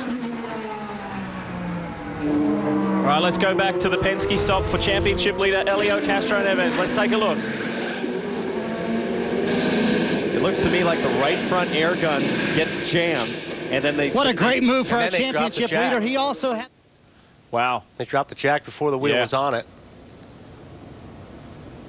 And guys, on the radio, Helio Castroneves said, "I'm so sorry, Doug." Talking to his right front tire changer, he way missed his marks, went too far forward. They had to regroup from there, and that's where that stop went awry. But again, should have that advantage of getting to pit road before it was closed. And those boxes are, I think you mentioned, or somebody mentioned earlier, they're pretty tight down there. Yeah. These boxes are very tight at this racetrack. And of course, his teammate Power had the same issue going long on his stop. So that is the stranded Stefan Wilson in the second Dale Coyne entry. And he's going to maybe get back in. He's looking at that right front. You can see him getting his belts ready. And I don't know if that's for a toe-in or if he looks at his suspension and thinks, you know what? I might be able to get it going. Might be able to get it going. These cars, as we've talked about many times this year, much stronger than an Indy Lights car in a contact situation like that, which is where Stefan Wilson last raced. We had 7 full course cautions last week. This is only number 2 of the day as they rescue the Nirvana T entry for Dale Coyne Racing. We'll be back. A warm, muggy day here in Baltimore, but a beautiful day. So far, no rain. We thought we might have rain showers, but so far, none in the area. We talked about Helio Castroneves' pit stop just a moment ago. You see him riding under caution right now, and we talked about him apologizing to his crew. They've been fighting all day long. Here is a replay of what happened. The right front tire changer is Doug Snyder. You'll see the car, watch the helmet, physically run into him. It actually was his ankle, and that's what caused Helio to miss his marks on that stop. They did get the stop completed. I did talk to Doug Snyder. He said, "I'm fine. I'm going to make the next stop without a problem." He does have a little ice pack on his left ankle, though. He will be fine, Jan. With Jay Penske, and Jay, you're on the radio with Sebastian Bourdais. Just a disaster in qualifying, but now you've had a great rebound. What's the strategy now going forward? Well, I think we've been a bit fortunate that the yellows come. We listen in as he talks to Sebastian. So I think we've had a good car all weekend. It was unfortunate that in qualifying we got stuck there in the back, but the car's been fast all weekend. The True Car and McAfee effort is so good, and we're back on the same strategy as the leaders, and we can go green all the way. So we're looking very good here. Wow, that's good news for Sebastian Bourdais. And again, a huge crash in qualifying that really set them back. Well, and to hear from Jay Penske say there we're in the lead and we're on the same pit stop cycle as the leaders, he's actually in a far better position. He's got 8 more laps worth of fuel in his car than what Will Power has. So he's in a really good spot, and his lap times have been sizzling. Sensational. He has been, you know, half second to 7/10 quicker than Power when Power was leading. It's been really amazing. So it will be interesting. First full course caution was Ed Carpenter, nosed it into the tyre wall, and then at the end of that yellow, Luca Filippi had a small fire aboard his Barracuda Racing Honda. That had a very big effect on that first yellow, and then this one for Stefan Wilson. So coming to the end of our second full course caution, hopefully on the other side of this break, we'll go racing. Grand Prix of Baltimore right after this. Sorry sight for our defending race winner and defending series champion. You would have seen it at home. We're back here live now. Ryan Hunter-Reay stationary on track on the streets of downtown Baltimore on this Inner Harbor circuit. And the reports while we were away, Wally, radio transmission of maybe stuck in gear, just can't get going. Exact same thing happened to his teammate, Marco Andretti, in practice yesterday. So, Marty, are they trying to figure out what they have? Is it like a battery problem? Is it that simple? Well, yeah, Michael Andretti's got about 5 guys around him right now trying to figure this out. And remember, there's a championship play here, too. Ryan Hunter-Reay, our 3rd player in the championship. You see the extra battery they do have out. They're going to put one in when he can get to pit road, but they can't get, there's no volts in the car, so they can't even get it started with the starter that the Homatro safety team has brought out to them. So they're going to have to actually get towed back to pit road and then try and get the thing cranked up. But it's been a terrible day for these guys. Fell back as far as 22nd. They don't have a bad car, made their way back into the top 10, but trying to figure out how to fix this problem. The problem they're having with the toe-in is they can't get it in neutral. Can you the problem, these things? you can, but you have to have electricity. And they had that problem earlier, Towns. Remember, it went into anti-stall, and they couldn't get it out of first gear. You had to put it in neutral to get the thing to crank the first time. And you've got a hand clutch, and the hand clutch is electronic. So there's no way to get that car dragging it. You'd be dragging it, yeah. And guys, he's now going to get out of the car. Just radio to the guys. He's going to physically get out of the car. So this may be the end of the day for Ryan Hunter-Reay. And that's going to require a flatbed, and the number of yellow laps that any of these guys needed to stretch their fuel window, like Bourdais, just plays right into their hands. It's helping Sebastian Bourdais massively. And look at the frustration on Ryan Hunter-Reay. The championship contender, it's getting farther and farther away from him. And his teammate and his team leader's son, Marco Andretti, is only 8 points behind him in the championship. It could be really bad. He could lose third place in this championship right here today, depending on where Andretti finishes. And the attrition rate today here has been unusually high for IZOD IndyCar Series races. This means Sato out, Jake's out, Filippi out, Franchitti out, and Ryan Hunter-Reay. And he is devastated. So hard to win a second championship just based on the competition level, not to mention issues like this completely out of his control.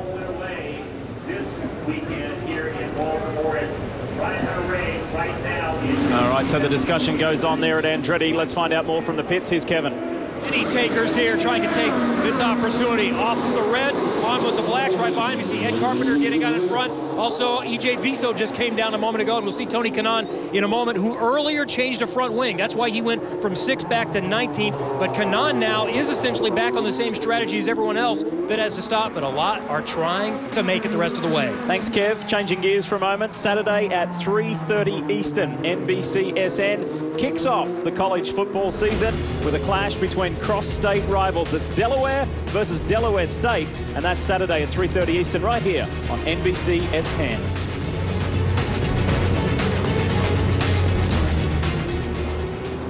It's a good look on the way, all the way up the front straight and towards the chicane. Been an interesting day. We're far from done. We are on lap 45 of this 75-lap race. It's going to make an interesting end to the race. And I wonder how our rookie, the only rookie in this year's championship, is placed. Well, he's in the top 10 at the moment. He won the Firestone Indy Lights Championship last year, and it's been a real delight to have Tristan Vautier in the IZOD IndyCar Series this year. When you're like a 6 or 7 years old kid, all you see on TV is F1 and Michael Schumacher winning. So you want to go to F1, right? Because you don't know any better. But looking at some drivers moving to USA, and then you start getting interested into it. Okay, what is it? Like, it just took me a first flight to USA and a first test in Star Mazda to realize I loved it. One of the guys, when you were a French driver, that you would look at who managed to succeed in USA, it was first Sebastian Bourdais, then Simon came and succeeded, and for sure it's one of those guys who pushed me to make the move, just seeing them succeed so well. So I wouldn't say it was like my idol, but for sure a bit of an inspiration. Our long-term goal is to convert the whole team to full-time French-speaking people, but it's tough to kind of focus on the racing and that at the same time. So at the moment, only a few words.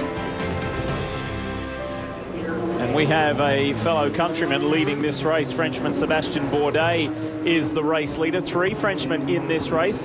Not only Tristan Vautier, Sebastian Bourdais, but also Simon Pagenaud as well, and 3 incredibly talented drivers. And it just shows and it underscores the international allure of the IZOD IndyCar Championship, with drivers like Luca Filippi coming over and competing. He is loving his time in America, and he'll be there the whole weekend at Houston at the doubleheader on the street course there. And then, of course, J.R. Hildebrand will take over the machine to finish up the season for Barracuda Racing. So we remain under caution while they clean the track and get things ready to go. There is a very, very disappointed champion, Ryan Hunter-Reay. No win in Baltimore for RHR this year. Baltimore, you see the field still under yellow as we work this caution, and in the shadow of Camden Yard sits our champion last year and the guy who won this race last year, Ryan Hunter-Reay. At the end of the day, what put you out? Well, to begin with, we had a anti-stall mechanism trigger, but it didn't work as it was supposed to because I couldn't put the clutch in and keep going. So that dropped us to last, and then we had to start getting creative, using up a lot of overtake, passing a lot of cars. It was fun while it lasted. We were moving up, but in the end, we don't know what it was. Something with the power in the car, something electronic, just died all of a sudden. Battery voltage looked good, and then just completely died. So no idea. It's just heartbreaking when you know how hard these guys work to you know, we've had a pretty good season. I mean, 2 wins and 3 poles, and now that we see the championship slipping away, it's frustrating, but can't thank DHL, Chevy, and these Andretti Autosport guys for sticking behind us. Tough for our reigning champ. And a little bit developing news, Lee. We have learned as we get ready to go green, Helio Castroneves' last stop is officially under review for hitting equipment on pit road. Whoa, look at these guys. Look at these guys down into turn 1. Sebastian Bourdais. Dixon was brilliant on the restart there. Oh, and he turns. Rahal turns Dixon in turn 1. Yeah, but Dixon didn't give Rahal a whole lot of room. Yeah, they're track blocked there. Blocked. Dixon gets going. Track is blocked at turn 1. And if you didn't hear what Marty said at the end of his report, it was at car number 3. There it is right there. Championship leader Helio Castroneves. His last pit stop is under review by race officials. Newgarden is blocked. Hinchcliffe stationary. And we're hearing that race control is going to black flag Castroneves for the previous stop. So how quickly things can turn here. Now, you were just making the point with Graham that you thought Dixon should have just kept the door open there. Well, I'm not sure Dixon knew he was there, but Rahal was. And I think Dixon really swept down when he went through that corner. And I don't believe he had any idea Rahal was there. Yeah. Wow.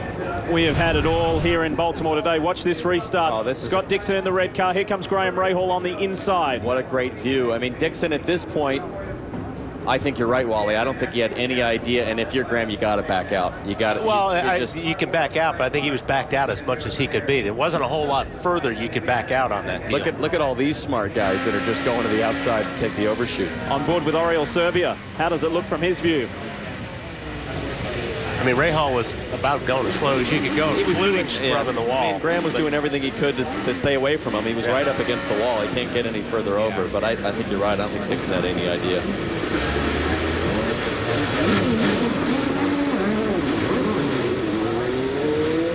And you know what I think? Dixon decided at the last second to try to cross under and square up the exit. I don't think Graham expected that. So purely a racing thing. I hope they don't review this as avoiding. Yeah, I don't put any blame on either one of those guys there. Although about 5 or 6 of these guys may not agree with us. And at the end of the day, there wasn't too much harm done for Scott Dixon. He was able to flick spin it and get going again while the rest of the track was jammed and blocked. A couple of different onboard angles for you as well as we head down there into turn 1 on that restart. This is Helio Castroneves. And you know, when things start to accord, everything backs up. There's not a whole lot you can do in this situation. When this happens in front of you in a tight corner like that. Charlie Kimball's view? There's no place to go. No. There's no exit here. And the problem is your foot is off the brake and on the throttle, ready to exit, ready to get a jump on the guy in front of you. Now, that was a good exit. That was smart there from Charlie Kimball. Yeah. And here he is. Marty, tell us more. Well, for our championship leader, Helio Castroneves, things have certainly gone south. They're going to get the black flag here for hitting someone on pit road just a moment ago. We told you hit Doug Snyder, his right front tire changer. You hear John Erickson. So here's the plan right now. They're going to come down pit road. Pit road is closed right now. They're going to change the nose only. That's all they can do on this stop right now. Then the next stop, they have to actually serve the penalty. They're going to come, put tires and fuel in on that stop. No matter what, kind of not a big penalty because they're going to be at the back of the field anyway after that spin already. So Helio will have to work his way through the field. This should be a lot of fun to watch, Lee. That was John Erickson you saw there on the pit box communicating to Helio Castroneves. There's that damage on the front wing. Marty mentioned he'll need to come in and get that fixed, get that addressed. But that's when these cautions, like last week, the cautions kind of breed cautions. We had like 8 or 9 of cautions, and Castroneves was in the middle of it all the time. So, boy, those are just a lot of bullets that you have to dodge when you have to do these restarts. Well, Graham Rahal's going to give us his view of how it happened down into turn 1. So I'm on board here with Graham, with you guys at home, and watch Graham at the last second just kind of pokes his nose here. I think he thought Dixon was going to stay wide on the line he was on and follow Bourdais through. Again, just totally caught him out. Yeah, his left front was even locked up, so it wasn't like he was rolling in there. I mean, new front nose for Helio Castroneves. That's done. random. Clear out, clear out. All right, we're going to pit again this time. Pits are now open. We're going to come in for fuel and tires. That is the voice of John Ericsson on his pit stand. So tense times for the top two, for the top three in the championship. Ryan Hunter-Reay, one of many drivers out of this race. Green, we're going to have to do a drive-through anyway for the previous pit stop. So we might as well put good tires and fuel on this thing. And there you have it. Common sense, of course, highly practiced. If we've got to come in anyway, we may as well add some fuel and fresh tires and give you the best possible chance for the last stanza of this race to really attack. There's Scott Dixon, who only lost a couple of positions, but we do need to say that we have heard from race control that this turn one incident is under review. Well, Lee, what's going to be interesting is what happens when the track gets blocked, because the track's going to get blocked now, and all these cars are going to go around and pass cars in the runoff. The first guy to go is Kimball, I believe, and there goes Vizo, there goes Wilson, and now you've got all these cars bunched up that are stalled, and all of these guys are going to zoom around and pass. Now, Jan, I believe you attended the drivers' meeting. I think this was discussed, wasn't it? It was, and what they said was that they will go yellow, and then they will look at the timing strip, the last timing line that they cross. They'll take the order. They'll reorder the cars based on the previous timing line, and then subtracting those who were involved in the incident, they go to the back of the pack.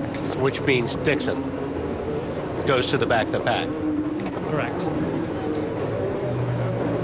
But then because why? Because he's involved in the incident. Well, so too was Graham Rahal. Yeah.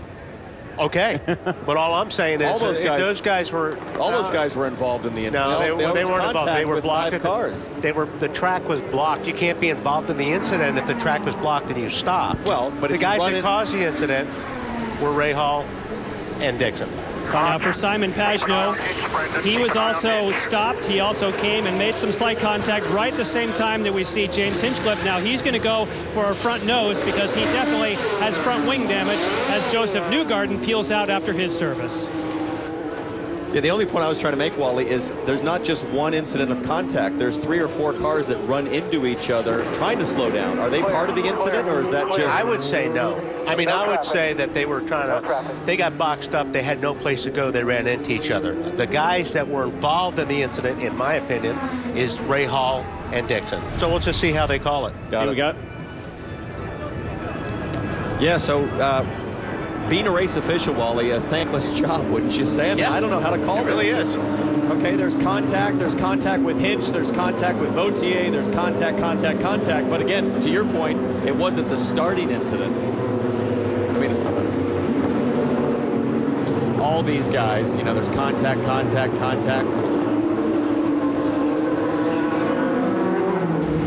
So there's been plenty of pit stops going on. There's been a reshuffle. We will reorganize and restart. Grand Prix of Baltimore continues. The winning faces of 2013, and could this man here, Sebastian Bourdais, be our 11th different winner this year? If he is, that will tie the open wheel record in American racing. Pretty interesting. So we'll see if that actually comes to fruition for the Dragon Racing driver, the 4-time open wheel champion in the Champ Car Series. Look at this for a sight. Baltimore has really turned it on now for the 3rd year in a row. Last year there was mixed weather conditions. This year it has been great. The locals, the IndyCar fans of Maryland have just been wonderful. And to race right in the heart of the city, right alongside the inner harbor there, has just been wonderful. We've enjoyed some nice nights out at dinner, walking the streets. The weather's been beautiful. A huge thank you to all of the volunteers and Andretti Sports Marketing, the promoter of the event, the town, the city, the councils, everybody who has supported this event for this year and the previous 2. We hope to be coming here for many years to come. They were waiting on some news about perhaps a new deal for the Grand Prix of Baltimore to continue for the next few years. Fingers crossed on that one, because it certainly makes for interesting racing. Car 7, pace car speed. Car 7, pace car speed. Not far away from going racing now to take this one home. It's going to be a 23-lap sprint. So check this out, guys. I'm looking at the top 7. We think that Rahal, Power, Servia, Dixon would have to pit. If that happens and this thing goes green, your 3rd place finisher could be E.J. Vizo. Wow. At a weekend that has been one of his toughest of the year. I mean, amazing. That's a great example of don't quit, hang in there, stay with it, keep fighting. I mean, he looked hopelessly slow there 20 laps ago. Here we go. We're packing up for a restart. Let's see if we can keep it clean this time. Let's go. Dixon on the inside. Oh, wow! Will Power chops across in front of Scott Dixon, and the championship contenders' day is over. What? Chopped across him. World. Holy cow! That's about as blatant as it gets. Wow. That was. We got to see that again. I don't want to comment just yet, but he just... Well, I think he went in for the block, but I think he had no idea he was there. Oh, that was weird. That was severe. That was alarming, and that's the face of Mike Hull, the managing director of Chip Ganassi Racing. And, I mean, I can't believe the irony and the... I mean, Elio having the pit stop issues... These two guys running into each other in practice. Yeah. I mean, this is just... About the car, Scott, tell us about the... This is Shakespearean. And guys, remember their pits are right beside each other, so a couple of stairs were shot across the way as well, so this is not over, I don't think. Well, if tensions weren't high enough last weekend, they've just been elevated to a whole new level. Here's the replay. Look to the left of your screen. So you'll see Dixon shoot out right there to the left. And I mean... Oh, you know what? I think Power was going to pop on Bourdais. There's no way that he wouldn't block that aggressively. I think he had a run on Bourdais. He didn't realize Dixon had popped on him, and that's just a terrible set of circumstances for everybody. That's a chain reaction. Yep. Dixon pops, and then Power just pops to make a run on Bourdais. Look at the marbles. Boy, but it's true. From look from that angle, it's like, holy cow. And what is the luck of Castroneves after a tough day in your championship competition? The two closest to you in the championship, And how about Dixon? I mean, he did nothing wrong here again. And boy, Dixon had a great run, too. I mean, this guy's had the worst luck in the last few weeks. So, under caution, yet again, Will Power is on pit road. And Lee, the right rear suspension pretty much completely gone for Will Power, and Will Power just said on the radio to Tim Cindric, "I'm completely sorry, guys. I just lost it in a straight line." That's what he said to Tim Cindric just now, and he apologized to his guys, said he lost it in a straight line and apologized to his guys. And you guys talk about Helio Castroneves, you think about his teammate. Remember Mid-Ohio? We all thought Scott Dixon was going to gain points there. He didn't. We thought Scott Dixon was going to gain points at Sonoma. He didn't. And once again, it seems like Helio Castroneves will come out championship-wise, the guy looking really good today. You see Scott Dixon trying to clean up the mess back there. Marty, I can understand Power saying I lost it in a straight line, but I don't think he realizes that Dixon was right there, and he probably doesn't realize that it was the contact that got him sideways.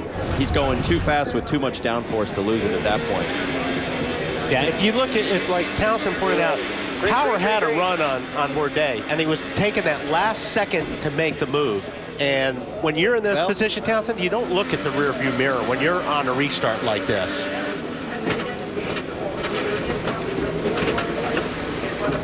Yeah, I'm not even sure you're right. I don't think Dixon, he even knows he made contact. Yep. He made that pull. You get right up to the back of the guy, you make that last minute pull. Yeah, I don't even think he knows he hit Dixon. You might, I mean, Marty, if you're still there, you might ask Tim if Tim Cindric, if Will knows that he was clipped from behind. I'll get that in, Townsend. There's a lot going on down here right now. They're trying to figure out if they can get the car fixed to get him back in the race, number one. They don't want him to get out, obviously, if they can get this car fixed. But obviously, if they're going to get it fixed, it's going to take a lot of time and a lot of work. I just hate to see a racing driver sitting there thinking he just lost it on the straightaway. When and even when we saw that first view, when he pulled out to the right, I mean, that looked... From that angle, it was like, holy cow, that wasn't an intentional block. But when you see the shot from the back and how close he was to Bourdais, he was making a move on him. Bourdais pulled out and just turned hard right. No, he's I think he still doesn't know, guys, and they have not offered it up because he's still on the radio saying, I can't believe I did that. We're up in fourth or fifth gear. But does he know he's been hit from behind? I still don't know that he actually understands that Dixon was involved. He still said, I don't know what happened, Towns. He just said on the radio, I don't know what happened. Yeah, I heard that, but He obviously doesn't know that he got into the Dixon car. That's what put him in the wall. And we all know Will Power so well, and just looking at his eyes, looking at Tim Cindric. And guys, real quick, sorrow. Tim Cindric telling him on the radio now, oh, okay, Will Power says, I get it. He didn't know he hit Dixon. You guys were right on. He said, that's why I turned right. I had no idea. Thanks for clearing that up, Marty. Now it makes sense to Will Power. What a wild day in Baltimore. And we're not done yet. Stick around. We are back, and some interesting hand gestures and communication between Scott Dixon and Will Power. How much can Scott Dixon take in 2 weekends? He and Ryan Hunter-Reay have watched their championship chances evaporate. And check this out.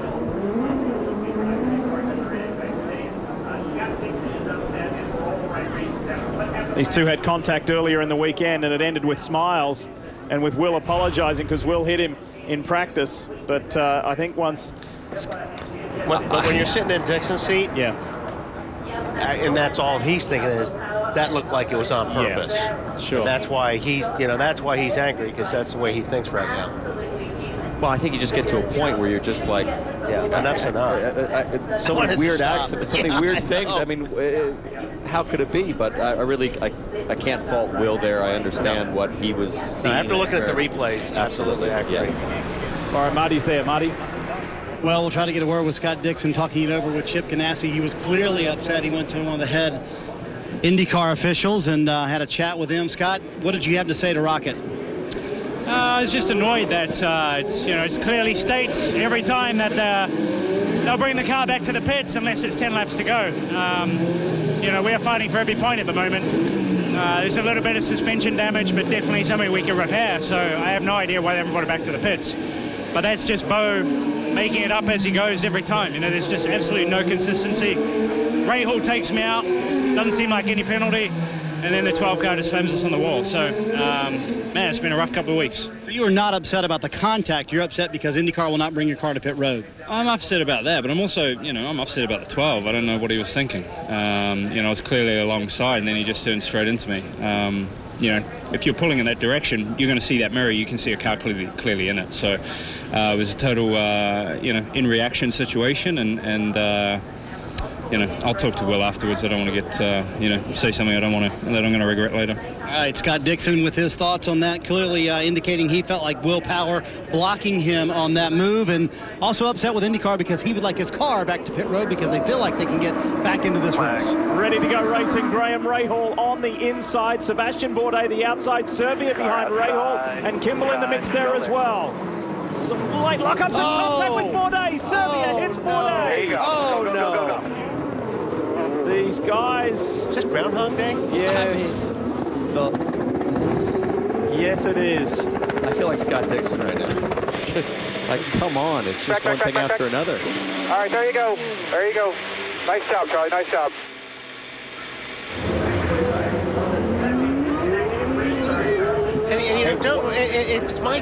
Listen, if you're sitting back here and forth, these top three guys got to stop, right? Rahal has to stop, and Servia had to stop. That's why Bourdais wasn't going to race Rahal hard. He was just trying to get through there because he has the race won. Right. And then he gets put from behind. Jan? Now, just prior to this restart, Graham Rahal's engineer, Neil Fife, had run down and talked to the team of Jay Penske. Now, Graham Rahal, this is going to work for them. They have to make a pit stop. So while he stops, the reason he has to stop, they have never run the red sidewall Firestones. That is a requirement. So he's going to lose track position, but this is a big break for Graham Rahal. So to finish the story, as they tell him to hustle, Go, Charlie's coming. They had spoke with Bourdais' team saying, we do not want to race to the death because we know we have to stop again. So that's why Bourdais was easing up on him. Another person who had to make a pit stop was Servia. Of course, Servia, the one getting into Bourdais. You got all that? Well, see, that's kind of what I was wondering. Is exactly. Like, why are you guys barreling down in there when you know a lot of these guys in front of you are going to be pitting? So here's what happened, I think, with Bourdais. Watch Graham. Graham breaks really, really deep, locks up the front tires. Graham's right here.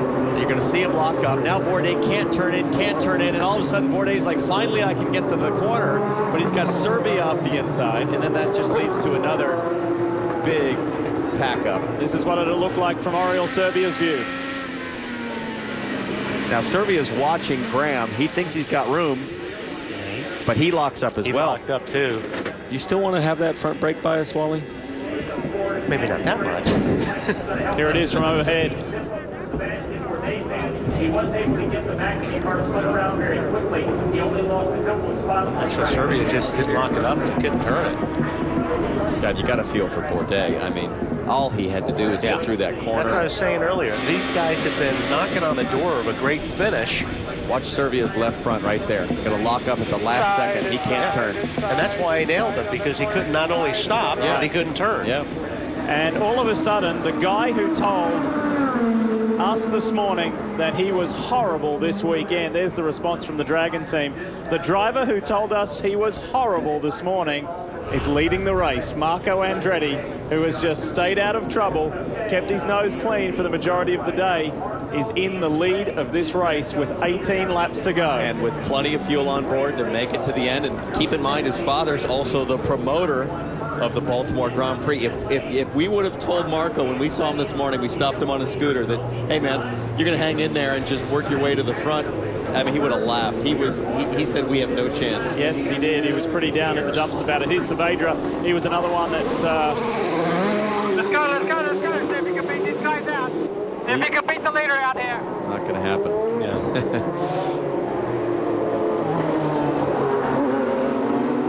It was close. That was very close. Well, he thinks he did. So, I'm not sure he's going to get away with that. Not sure which blend line that was.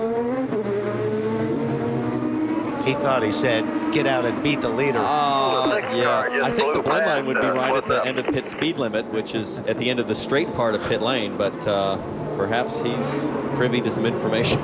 So the twists and turns of this race have been fascinating, and we add another chapter to it.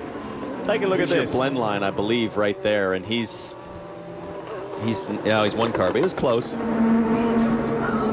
Kevin, tell us more. Tony Kanaan, who starts his 212th consecutive race today, is in second place. Yeah, looky there. He had a good run, worked his way up to 6th. Then he had some wing damage, had to change it, make an unscheduled pit stop. But now he is back in the mix. I don't know about Marco's situation, but Kanaan definitely, even without this yellow, was good to go to the rest of the way, running full ridge. So Tony Kanaan still might pull out his 17th career win in consecutive start number 212 today. Yeah, and Kevin, definitely the day is not over. There's a lot yet to come. And the question will be raised again. What about the reordering for those people who took the shortcut and picked up positions? And Townsend, I will say that when I ran you through what they said in the drivers' meeting earlier, that's how they were going to reorder under a red. So they've obviously chosen to take a slightly different interpretation for when it stays full course caution. But at least for a red and a track blocked, you can hear in the background that is race control trying to reorder the cars, and they're doing it slightly differently than locking it down at a timeline and then reordering those who took the shortcut. You know, we spend some time this year, and we're looking at Marco Andretti's wing damage. Get to that in a second. I just wanted to say we spent some time this year giving the race officials a hard time. This is when we thank God for those race officials, because this is a mess to work through the running order. Marco Andretti is your leader. We think he's got enough fuel to make it to the finish, but does he have enough front downforce, Wally? That is the left front wing completely worked. Marty? Well, Diff, if you look at the running order on the top of our screen, it'll show our championship leader, Helio Castroneves, in 6th. The problem with that is, you see him on screen right there, they still haven't served their drive-through penalty because we didn't go a full lap under green. So they actually, when we go back to green, have to serve that drive-through penalty. They'll come back out. They should restart 14th or be about 14th in line when they get back out on the track. But nonetheless, looking very good championship-wise for Helio Castroneves today. And looking really good championship-wise, folks, if you've just joined us, is because closest to him in the championship, Scott Dixon, is out of this race. Ryan Hunter-Reay, 3rd in the championship, out of this race. Dario Franchitti, the 4-time champion, out of this race. Luca Filippi, James Jakes and Takuma Sato also out of this race. The attrition rate has been high. And you can see there is no way Marco's going to attempt to pit at this point. No. From the lead with fuel on board to go the distance, but man, he is going to struggle to keep Kanaan behind him. Oh, especially through this corner right here. That is a wicked fast right-hand bend. And it's going to get physical on this restart. Well, and it's going to be crazy. If Marco's really handicapped, as we expect, he's going to be holding up through the field and stacking those guys up in every corner. Here's the order for you. Marco Andretti, Tony Kanaan, Simon Pagenaud third, Justin Wilson fourth, Bourdais is fifth, Castro Neves sixth, but we know he needs to serve that stop. Newgarden seventh, Hinchcliffe is eighth, Rahal is ninth, and Kimball is in 10th. And Saavedra being asked to stop and wait for the pace car at the field to go on by. It all started on the opening lap with damage on the front wing to championship leader Elio Castro Neves, and he had to come in on the very next lap to get a fresh wing and then get out after it again. Let's scoot ahead to lap 35, and he hit one of his pit crew members, the front right tyre changer. It was under review from race control, and they deemed he needed to be black flagged to come in and serve a penalty for that. And then look, the roadblock at turn 1. Elio was involved in that. Boy, has it been a day to forget. And then Graham Rahal and Scott Dixon come together, and there it is. That's the outside view there. Castro Neves has gone through some front wings. He has, and this is the most recent incident, and it was frightening. A misunderstanding from Will Power, didn't know Scott Dixon was there, and really puts a major dent in his championship chances now. Scott Dixon frustrated. 2 weeks, 2 races, 2 weeks, does not get the result that he felt he deserved. Woof, what a day it's been, Marty. Other than that, Lee, not a lot going on today, was there? Scott Dixon just left his pit stall. I did talk to him as he left. He said he did politic with IndyCar officials and pleaded with them, please bring our car to pit road. IndyCar has denied that request, so they will not bring the 9 car back to their pit stall, so they cannot work on it out of the race for the rest of the day. Thanks for the update. 16 to go. Ready to go back to racing. Lee, I was watching Marco Andretti try to warm his tires and kind of check his braking potential. He locked his left front immediately. Of course, there's no downforce on that left front. This should be wild. I'm going to say, yeah, Tony's going to want to try to get on the inside, not anything on the outside of Marco. Certainly for the first 2 right-handers, no question.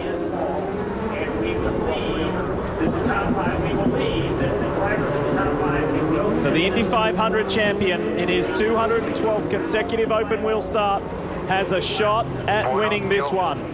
Ready to roll. Saavedra has tucked back there into that 3rd spot. Justin Wilson, Andretti has the inside run down to turn 1. Marco, and there goes that front wing piece. It's been thrown from the car. Now let's cross your fingers. Let's hope everybody gets through turn 1 cleanly so we can get some racing laps going. Newgarden on the inside of Ed Carpenter there. And clean for the first time in multiple starts. I'm not sure Tony was prepared for that start. Look at the pace Marco's got here on a restart with a severely damaged front wing. This is crazy. He's flying. Now where he's really going to suffer is on the backside of that track, that fast right-hand sweeper. And look at this, Saavedra trying to make up lost ground.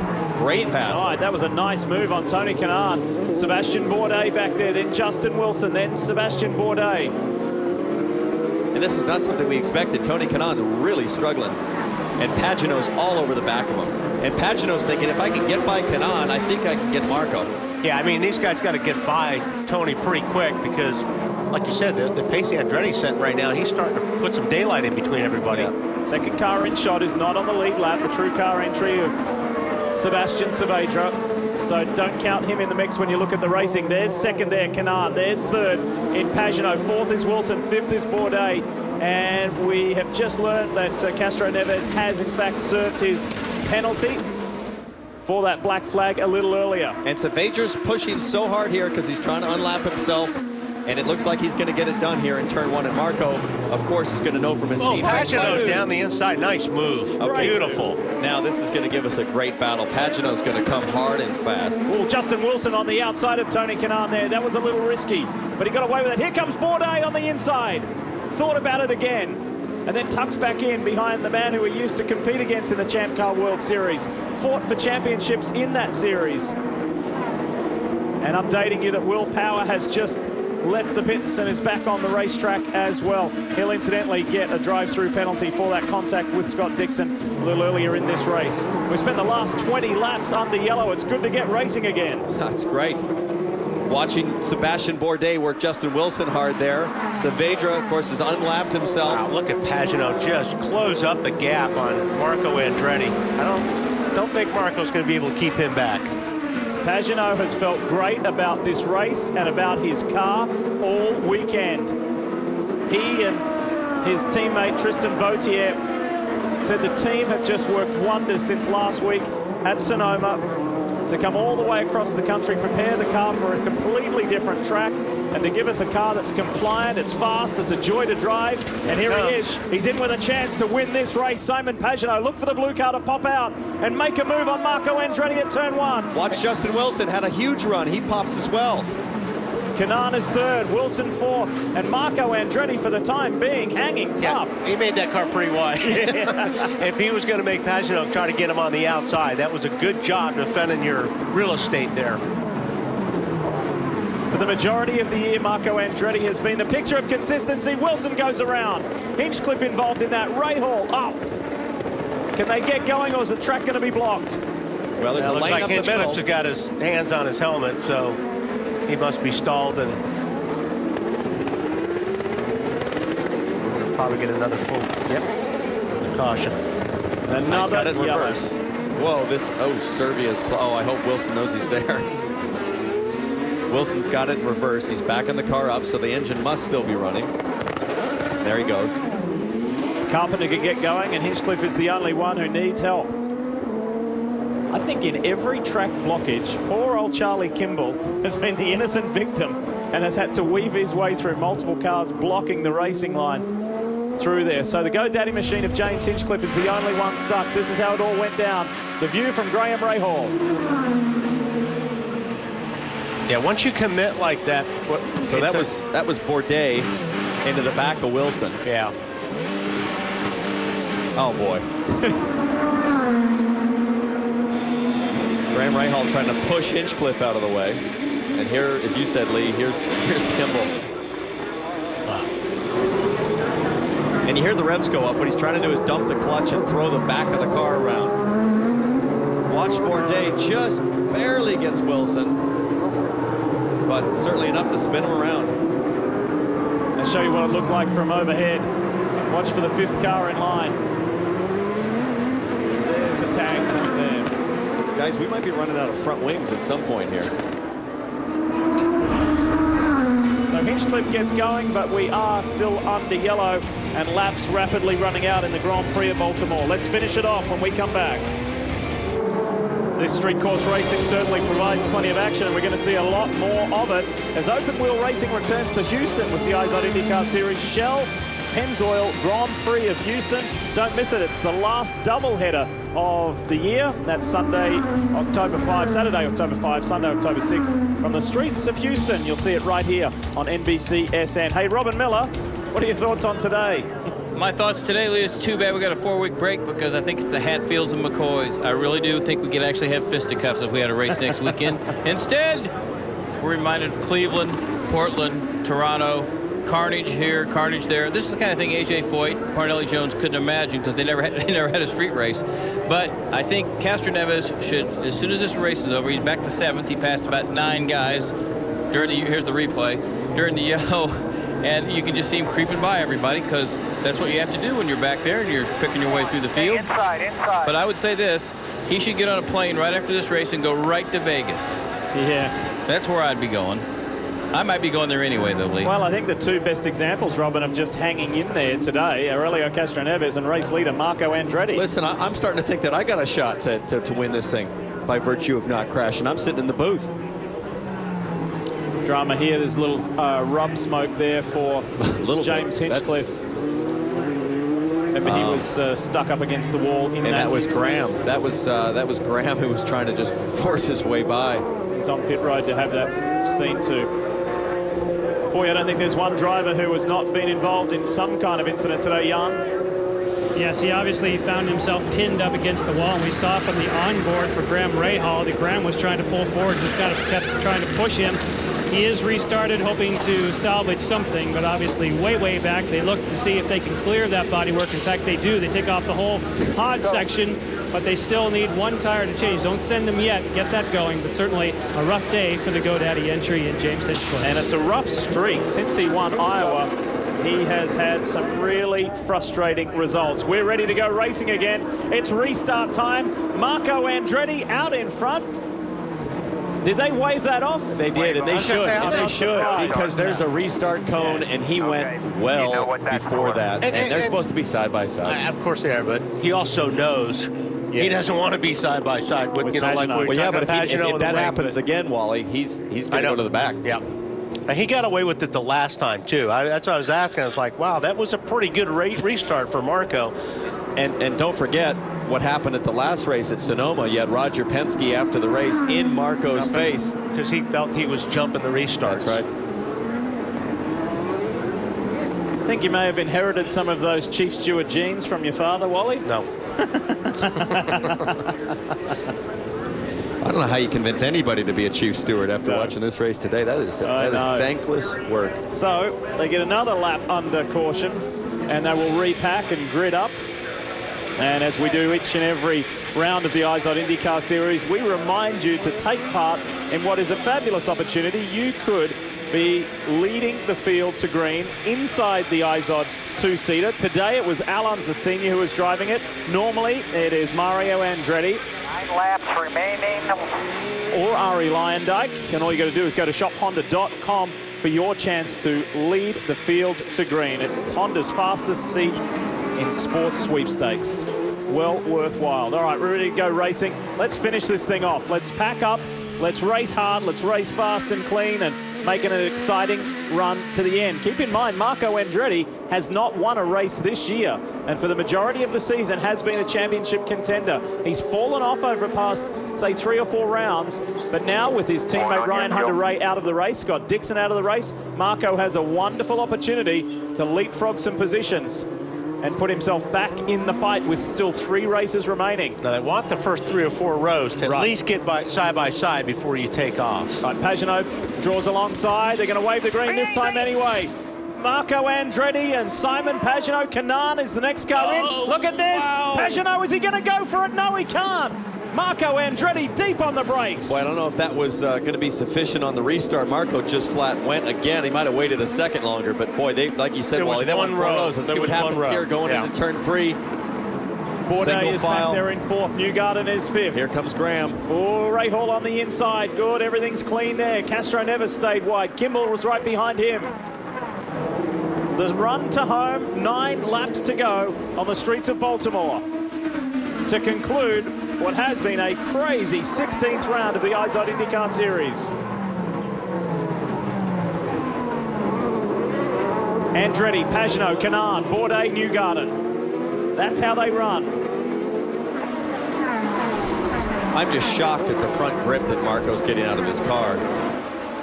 Pagenaud looks really, really strong right there. He is coming. Yeah, and it could happen here. And this is the section you were talking about, TV. I mean, it's going to be hard to get through this section without losing a lot of front grip. Yeah, but look at him do it. It's amazing. And look where he's,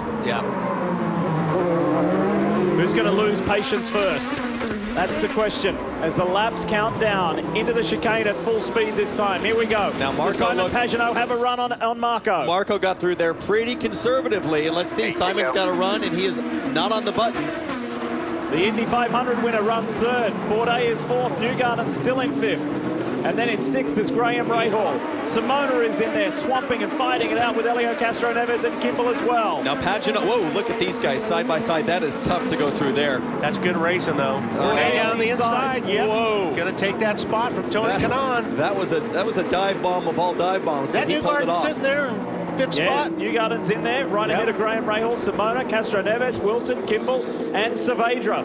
But look at that chrome and red car for Dragon Racing. There it is right there. Sebastian Bourdais is on a mission.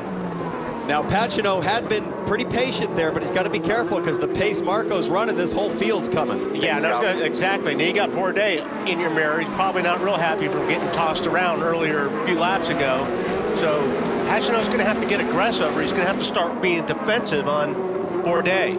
Not that long ago, Sebastian Bourdais gave Jay Penske and Dragon Racing their first podium finishes in IZOD IndyCar Series racing. Could the Frenchman give them their first victory here on the streets of Baltimore? Pagano's going to have to make something happen, or he's going to have Bourdais right next to him. Pagano is out of push to passes. Here we go, the run down to turn 1. This is where Bourdais could have a chance. I think Pagano's got to go here. Yep. Got to do it. Inside, this is for the lead. They lock it up. And he ain't going to do it. Oh, yes, he is. He does. Oh, Marco no, he's not. comes alongside him. Andretti fights Pagano. They're side by side. That was an unbelievable move on Pagano. And Bourdais goes for it. Bourdais on the outside of Andretti down to the hairpin. It's the long way around. Marco is fighting hard, but Pagano won that one. And further back, I think that's Graham Rahal into the fence. He gets going again. He keeps a little the car contact there with Kanaan. And Simona gets her teammate, Tony Kanaan. Now Wilson wants a shot at the Indy 500 winner. Bourdais on Andretti. He gets it done this time.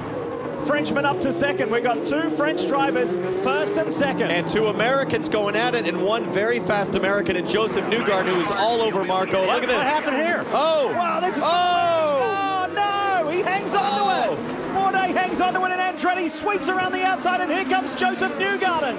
Newgarden is up to third. This is awesome. Starting to get a little bit physical here. Everybody wants a race win. Pagano's got his nose in front. I wonder what happened to Pagano there, because obviously Bourdais was right next to him. He must have slipped getting off that last corner. Now here comes Newgarden. He's the fastest guy through this chicane. I think he's going to get Marco easily if he gets through this chicane cleanly, and he does. He's going to have a huge run. Marco gets loose at the exit. Newgarden should get second. He pulls out of the line here. Inside run down to turn 1. The 22-year-old Joseph Newgarden. Does he outbrake Marco Andretti? Wilson, they're all on the brakes. Newgarden takes second. And Newgarden's got those push to passes, and that may be the difference. What a finish. For a scrappy race, we are seeing an awesome finish. That was Simona almost putting TK, her teammate, Kanaan, into the wall.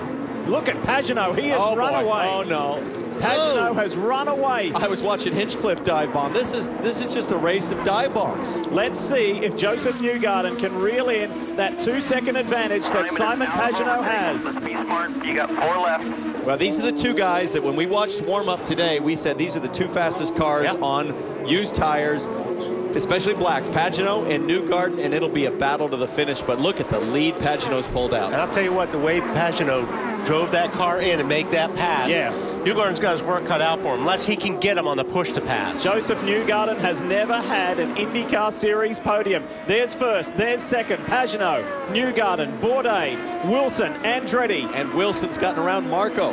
Kanaan's not done with yet. He wants to fight Simona Di Silvestro, his teammate, who's celebrating her 25th birthday today. Simona running strong at the end of this one. Right, it was 2 seconds. To Newgarden, he's catching you about half a second a lap. He certainly is. It's down to 1.4 seconds. That was the voice of Rob Edwards. Newgarden is starting to reel him in. Inside move from Simona Di Silvestro on Marco Andretti. Fantastic move. Now, don't forget, in Brazil, Newgarden, so strong, ended up with the incident with Sato, ended up finishing back down the order. I think it was 5th, wasn't it, Lee? He's had 2 5th places this year, Brazil and in Pocono. Look at the inside here. Was that Castro Neves is fighting tough on Charlie Kimball. Kimball's going to have the inside for the next corner, though, on the points leader. This is just a repeat for Castro Neves from last week, and he's just got kamikazes all around him, and he just needs to finish and get the points. We're getting progressive splits. It's down to 1.2 seconds. Pagano over the second place Newgarden. Well, Marco's really locking up those front tires now under braking. 7 and 77. That's Bourdais and Pagano were under review from race control. They've been cleared. No action taken. 4.5 laps to go here in Baltimore. What a finish we're setting up for. Newgarden is catching him all the time. He is coming. Looking at the lap times, Rob Edwards told Pagano half a second. It's more like 6.5 tenths right now. Let's see what the lap times are as they cross the lines. That gap is gone. 22-year-old from Nashville, Tennessee, Joseph Newgarden is chasing down the Frenchman Pagenaud. And look at push to pass. That's the key right there, Townsend. Now 4 laps to go, so Sarah Fisher Racing needs to be on the radio to Newgarden, coaching him on when to use those push to passes. You don't want to end the race with money in the bank. Kevin, this could be the day Joseph Newgarden and Sarah Fisher Hartman Racing have been waiting a long time for. And the goal going into the day was clearly podium. It wasn't just to get a good finish and have a clean race and a good run. You guys talked about Brazil. Remember listening to the radio there when they were talking about a clean race? Bring it home. Not the case here today. We've already had a couple of 5th place finishes. We're ready for a podium, and they're still telling me, attack, attack, use your push to passes, go get them. I'd also be telling the Pagenaud's right front wing is a little bit damaged, just to give you a little bit more incentive if I'm Newgarden. Well, remember, Newgarden earlier in the race, we thought he had a strong car, but he burned up his tires trying to get around Wilson. Hopefully, he's going to make some adjustment here. You see him running wide there. He lost quite a bit of time in that turn 9. Yep. Now, he's not on his push to pass button. There's still 4 laps to go. This will be 3 laps to go. You're going to have to think that he's going to start using the button each lap. Start using it, and that margin's gone back out to 1.7. But you got to save one. Yeah. You got to save one for the pass. For the pass. 2.2 seconds it's blown out to. Now comes back to about 1.9 as Joseph Newgarden left his run a little too late. And further back, the madness continues as Marco is stacking up the field. Oh, yeah, we could possibly have a caution the way this looks before this race is over. 3 laps left for the Grand Prix of Baltimore. Big inside moves here. What an overtaking opportunity that is. Saavedra, Hinchcliffe's in the mix. And Marco Andretti. I'll tell you, Hinchcliffe has been making some dive bombs today. Yeah. Oh, Marco's locking up. Here comes another one. Hinch. And Vautier's almost running out of road, getting to the back of Marco Andretti. Championship points leader Helio Castro Neves has dropped to 11th place, but it's still valuable championship points that will grow his lead over Scott Dixon. Meanwhile, up front, Simon Pagenaud has blown out his lead to 2.8 seconds over Joseph Newgarden. Yeah, I think he's going to have a real hard time reeling him in at this point, guys. Well, I think he tried. I think he pushed super hard, and you could see his tires going away, and he thought, you know what? If it's not there, I'm going to take my first podium. And it means so much for Wink Hartman, who has put so much into this team with Sarah Fisher. They needed a result like this to put them on the map. I'm not sure he's just wanting to take that podium. Yeah. Well, he's got to be careful because Sebastian Bourdais is coming. And Sebastian's only about a second back, so he can't throttle back too much. A Frenchman and an American and another Frenchman fill the top 3 places. Right now, Joseph Newgarden finds himself in the middle of 2 of the most diverse drivers in the world. Whether it's open-top cars, whether it's sports cars, whether it's V8 supercars, the guys front and behind him are amazing drivers on a global level. This 22-year-old American is in fine company right now. He's in fine company, but he is not in friendly company. Sebastian Bourdais has really closed that gap. There's going to be one chance here for Bourdais to have a run. And it could come on the front straightaway after the chicane. Yeah, I think Newgarden will make his car wide enough to make it. If Bourdais gonna pass him, he needs to force him on the outside to pass. Don't leave the bottom line open. Coming to the white flag on a weekend where a couple of weeks after his birthday, the Hamilton-Schmidt-Peterson team presented Sam Schmidt with a birthday cake after he celebrated his birthday on August 15th. They could be popping the champagne instead of having birthday cake a little later on with 1 more lap to go. 2 miles separating Simon Pagenaud from his 2nd win of this championship, his 2nd win this year, and his 2nd win in his IZOD IndyCar Series career. Oh, Tony Kanaan in the wall. The Indy 500 winner's day is done on the final lap of the race. And he was really struggling to just keep the thing on track. I mean, the tires were well used up. Outside of turn 12. I think he'll stay local. Outside of 12. If you believe in the links of what drivers do throughout the year, throughout their careers, the last time Simon Pagenaud was in the Firestone Fast 6, he went on to win the race. That was Detroit doubleheader, Detroit 2. This weekend, He was in the Firestone Fast 6, and here he is. He's headed towards the top step of the podium. +4 New Gun. And let's make sure that he gets through here cleanly, because Kanan's here at the exit somewhere. Cautious driving. He gets through that area. Coming up to the chicane for the final time, the 29-year-old Frenchman, Simon Pagenaud, sees the checkered flag and wins the Baltimore Grand Prix. That was a huge victory, and Joseph Newgarden gets his very first career podium.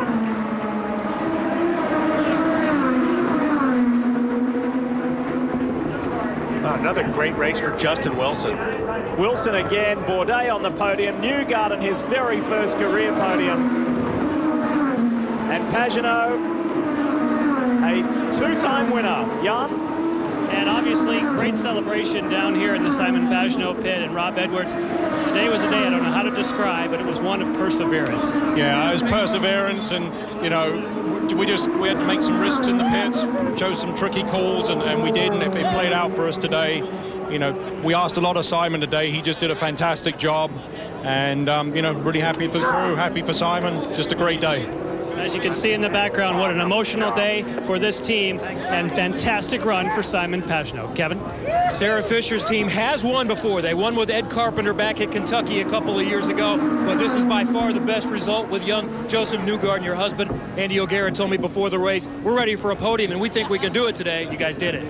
You know, the guys just worked so hard, and they've all kept their heads down, and, you know, they've really just kept trying and working hard. And, you know, Wink and Libba have put so much into this team, you know, with the whole Hartman family, and Joseph just did an excellent job staying in the game today and just did a great job. The guys, they all just work hard. I'm just so proud of all of them. He took up some contact like everybody did today. What are you thinking watching this race as a car owner, just an observer? It's pretty wild. So, you know, I'm just glad we made it to the end. Nice job. Enjoy. Thank you. Sarah Fisher, Hartman Racing with a second place finish today, and Joseph Newgarden. Just a phenomenal day. So many great storylines, wild action, so many stories to follow up on. But it's Simon Pagenaud's day. Simon Pagenaud for the Schmidt-Hamilton HP Racing Team, his second career win. He won the Sunoco Rookie of the Year title last year and was frustrated that he did that without a victory. He had plenty of podiums, but none on the top step. He broke that this year by standing on the top step of the podium in Detroit's second race. And now he has proven that is no fluke by winning in Baltimore. 3 different winners in the 3 years in this amazing race in the downtown streets here in Maryland. And to win that one, you had to be smart, you had to be fast, you had to have a little luck on your side, you had to try and keep your nose clean. Not too sure how many cars are undamaged after that one. It was wild. And let's not forget how hot it is. Yeah. I mean, it is so humid, so hot. And look at it, he looks amazing. Good shape. Here he is, our race winner, Simon Pagenaud. And I'm looking over his car as Simon Pagenaud takes the congratulations from the team, and there's all kinds of battle marks all over this car. Simon, you said before this race ever started, good job, brother, good job. You went on public record saying this is your favorite racetrack, and your team gave you a great car, but today was it not all about perseverance and keeping this thing in one piece? Well, that was a wild day, wasn't it? Jeez. Yeah, the car was fantastic, as you could see on the first stint. Struggled a little bit with pickup, so in the middle section there, but we got very lucky on one restart. We didn't get collected, and man, I pushed hard on the last restart there to get Marco and TK. Awesome job for HP. The HP team's been awesome this weekend, and I guess it's good for the championship. It's great for the championship for Simon Pagenaud. Now tell me also, there were times today when it looked like it was all going the wrong way, getting stuck in traffic, track being blocked. How do you just keep pushing and then all of a sudden these things start falling your way? Yeah, you know, in racing you gotta be a bit of luck. You're gonna have some luck, and I had some today, to be honest. You know, I thought it was over at some point, but you know, I always keep pushing. You never know, there might be an opportunity, and we had it, so I grabbed it. One incident I need to ask you about right near the end. Bourdais comes up, it's right here behind us on the pit straightaway. He gets alongside you on the pit straightaway. Did you have a bobble or something that got him in that spot? Because you were wheel to wheel through that corner. Yeah, I got wide in that last corner. There was a lot of pickup. I exited the corner sideways. I never thought he was going to come that way, so I took the usual line, and he was there. So I tried to get out as soon as we touched. Tried to get out of it, but it was enough to pinch him. I'm sorry about that, but it is what it is, I guess. Hey, great day for Simon Pagenaud. Certainly was, and that does so much. He mentioned it, but it does so much for his championship chances. We'll confirm it later, but we think that moves the Frenchman into 3rd place in the IZOD IndyCar Series standings, and it means so much to Rob Edwards and the team. And how about Sarah Fisher? Great day for her. Wonderful afternoon here in Baltimore. Time to check in with Kevin Lees with a very happy young man. Certainly, runner-up, best finish. 5th was his best finish before Joseph Newgarden, one of many that had an eventful day. You're running up high early, then you went a little bit wide, lost some spots, battled at the end. Let's talk about that last restart from 5th to 2nd. Well, first off, thanks to everyone at Sarah Fisher Hartman Racing. I mean, they give me every opportunity to do this. I wouldn't be an IndyCar driver without them, so I'm so thankful to this whole group and all the hard work that's been put in. Happy to give him a 2nd place. I really wanted to give Simon a run for his money there. I think we had the pace for him. We had no brakes left. As soon as I put a little charge in him to start with there, the pedal went to the floor. I know a lot of guys have been struggling with brake issues. It's so hot around here in Baltimore. I mean, drivers are hot, cars are hot. So I just had to try and cool him off. I almost threw the thing into the wall at turn 1 because the pedal just went to the floor. And I think if we just didn't have problems with the heating issue, I think we could have given him a run for his money, which would have been great. But, second's a great result for our team. How much did you need that? What's it do for everybody moving forward? Well, it's definitely big. I mean, it was our best starting spot this year in 5th. I think that helps out. But we got shuffled back in the end. We had an issue with our first set of tires somewhere mid-through. I think we had a great start to the race, but then had a horrible second part of that first stint. And we're looking in trouble for a little bit. And then we got caught up in an incident, and we got shuffled back. But then we shuffled forward with another incident. So I think we had our luck for sure during the race. We had our bad luck as well. But it kind of evened out, I think, at the end and gave us a great result. So it's huge for our team. We needed this. We need to do this for the rest of the year. Yeah, he worked his way all the way back from somewhere at 13th, 14th, 15th, and finishes on the podium as the runner-up. Marty? Well, Kevin, what a yo-yo day for Sebastian Bourdais. Back to the front, to the front, to the back, and you got back to the front at the very end. But I've got to ask you, your fellow countryman, the move by Simon Pagenaud, was it a fair move to get the lead? We've already seen the replay once. I'll let people judge it. I have my own opinion. What's your opinion? We're friends, but it's there's no friends on the racetrack, and I've learned that the hard way today. And what was your take of it as it happened? Here we see the replay. Well, I think it's pretty clear, right? It took you out. How did you make it back to the front so many times this afternoon? We had a fast car. We had a fast car from the FP3 to the end of that race. That car got beat up pretty good, so by the end it was pretty ragged. But I'm just really happy for the guys.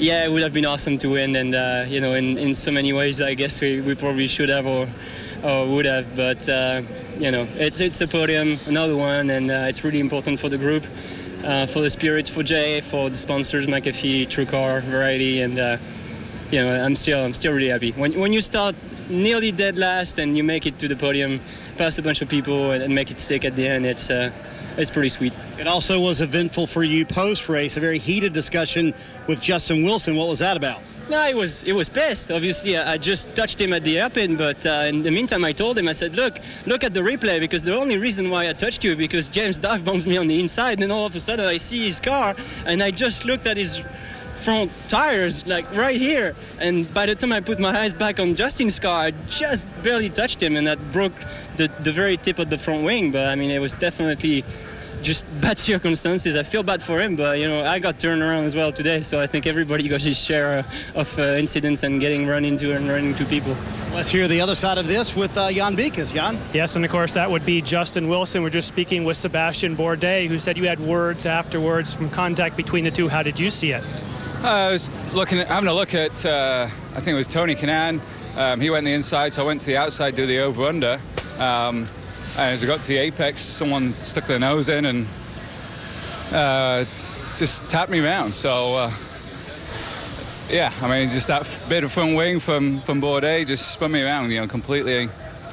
What else can you say? It wasn't because there was a car on the inside of him. He just tried to come off the brake pedal too early and hit me. And for me, that's avoidable contact and should be penalized.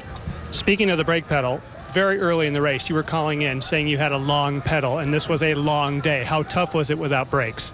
It was pretty tough. About 4 or 5 laps in, I lost the rear brakes completely and was just trying to back it off and try and brake earlier, lighter, wiring front bias in, let the rears cool down. And it would come back under yellow. There's long periods of yellow. They would come back and the pedal would get a little bit harder.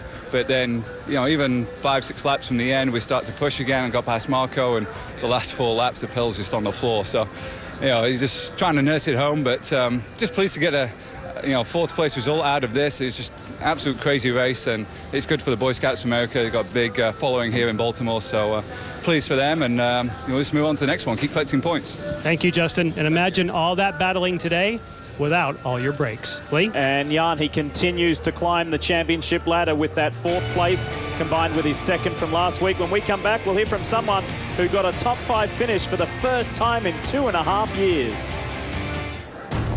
Know that some of you may have been turning on to catch the Firestone Indy Lights race from Baltimore. That's going to come on right at the bottom of the hour. Good to see some people still hanging around. If you have ever contemplated coming to this race, there's a wonderful atmosphere. Of course, there's landmark street races like Long Beach, etc. But put Baltimore on your to-do list because it's a wonderful party-like atmosphere in downtown Baltimore. All right, there's been plenty of personal bests. Let's speak with somebody who should be delighted with her result today on her birthday, Kevin. That's right. Happy birthday to Simone Di Silvestro. Season best 5th place finish, starting all the way back in 17th. Congratulations. Really good run today. Yeah, for sure. I think we recovered pretty well. You know, we struggled a bit this weekend with speed, and I think we kind of figured it out for the race and, you know, had some pretty good pace. The tires didn't go off so much on our car, so that really helped us. And it was pretty crazy out there, I thought, but really happy with the ending of it. No, we all agree. It was definitely crazy, and it's going to take us a while to dissect all of this when everybody's mad at everybody else, and we even saw you racing with your teammate, Tony Kanaan, there a little bit. Tell us what you saw from your vantage point. Yeah, you know, I think he kind of made a mistake a little bit in the hairpin trying to overtake somebody, and then he kind of, I don't know what he was really thinking there, just kind of, yeah, trying to, I don't know what he was thinking. So, yeah, not quite sure what that was the right call, especially between teammates. You always kind of try to help each other out. But, you know, it is what it is, and it went our way, and, you know, I'm looking forward to the next races, and, you know, it's good to get that momentum back. Good run. 5th place for Simone Di Silvestro on her birthday. Marty? Well, Kevin, kind of the turning point of the race, certainly when Will Power and Scott Dixon got together. Walk me through what you knew of the incident. We played the radio where you were kind of saying, I thought I lost it on my own, but Scott Dixon felt it was intentional on your behalf. Well, I mean, obviously, when Tim said Dixon was there, you know, I got to run on Bourdais. I've got to run on him. I'm looking at him, and, you know, I'm pulling out to pass him, and then I'm in the wall. And I thought I just lost it. I thought I must have lost it on cold tires or a bump. I didn't know what happened, and then... Here's a replay. Or actually, here's a bunch of replays. You can see you making the move. Yeah, that's all bad. I mean, man, I had no clue it was there, and I feel terrible for him. You know, that just to kind of ruin 2 days there, two drivers' days. I mean, it's just... yeah, not good. It was just an instant reaction from you to make the move on Bourdais? Well, I was just looking at Bourdais' back. I got a good run on him. I was going to go up his inside, and Dixon obviously had the same run on me, and, you know, I just feel bad, man. Had I looked in my mirror, I just I don't know, I just didn't even think to look in my mirror. I thought I got such a good run on this guy. I was focused on him to pull out. You know, I just feel bad for him. You know, I know he was in the championship hunt, and man, just a bad thing to have happened, honestly. Like this. Well, after the meeting this morning with Derek Walker, and as you watch another replay right here, and you clearly knew that you were trying to play by the rules and trying to play fairly today, not intentional, as you say, on your behalf. How do you move forward then with Scott? Yeah, I mean, man, I was just trying to win the race. You know, trying to beat Bourdais because we knew that he wasn't going to be able to stop. So try to get in front of him and gap him.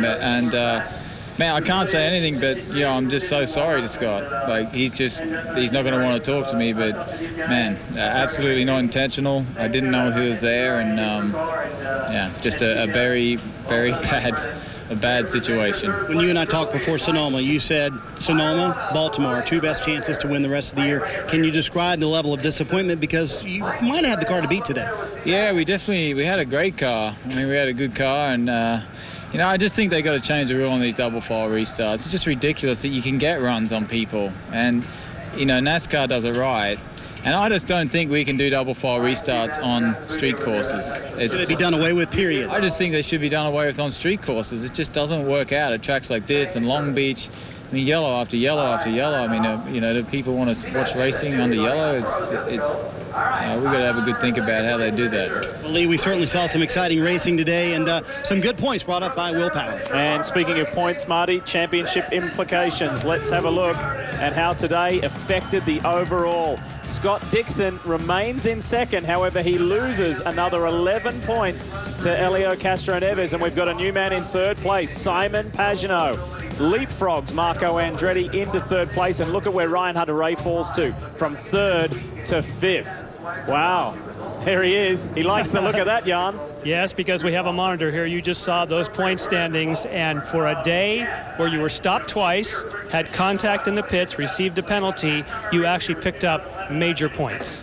Unbelievable. I want to first of all, and apologize to Doug. I mean, this has never happened to me. It's the first time ever in my career. I don't know what the heck. Probably was a lot of debris, and I was actually slow, but unfortunately, if you see the way it's bumpy here, anyway, I'm so glad he was okay. I was very concerned. But in the end of the day, if you guys would ask me, I would have finished top 10.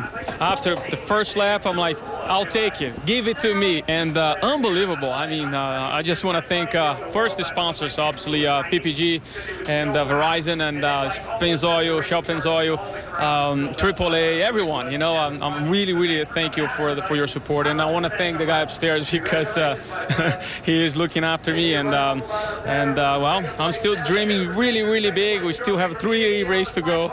A lot of points in the game. We're just going to keep doing what I'm doing.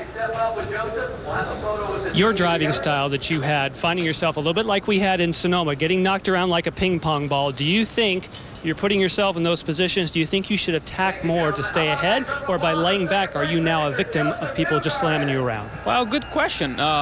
Would I end up with that like my other competitors if I would attack? Or do I take what I get? I would take what I get. Since it's no brain, you know, 3 of the main competitors are out. And a little mic trouble there with Jan and Elio's interview. Nonetheless, he is delighted with that now 49-point championship lead with only 3 races to go. The doubleheader in Houston and then the championship finale in Fontana. We're not done here in Baltimore. Stay with us. More interviews and more insight when we come back. Back in Baltimore, where Simon Pagenaud has won for the first time, and the podium celebration is going on. One of the great locations for the podium celebration because the fans are there to witness it. And one of the guys that's been on the podium many times this year, a 3-time winner, is James Hinchcliffe, who ultimately finishes 7th. Another eventful day for you.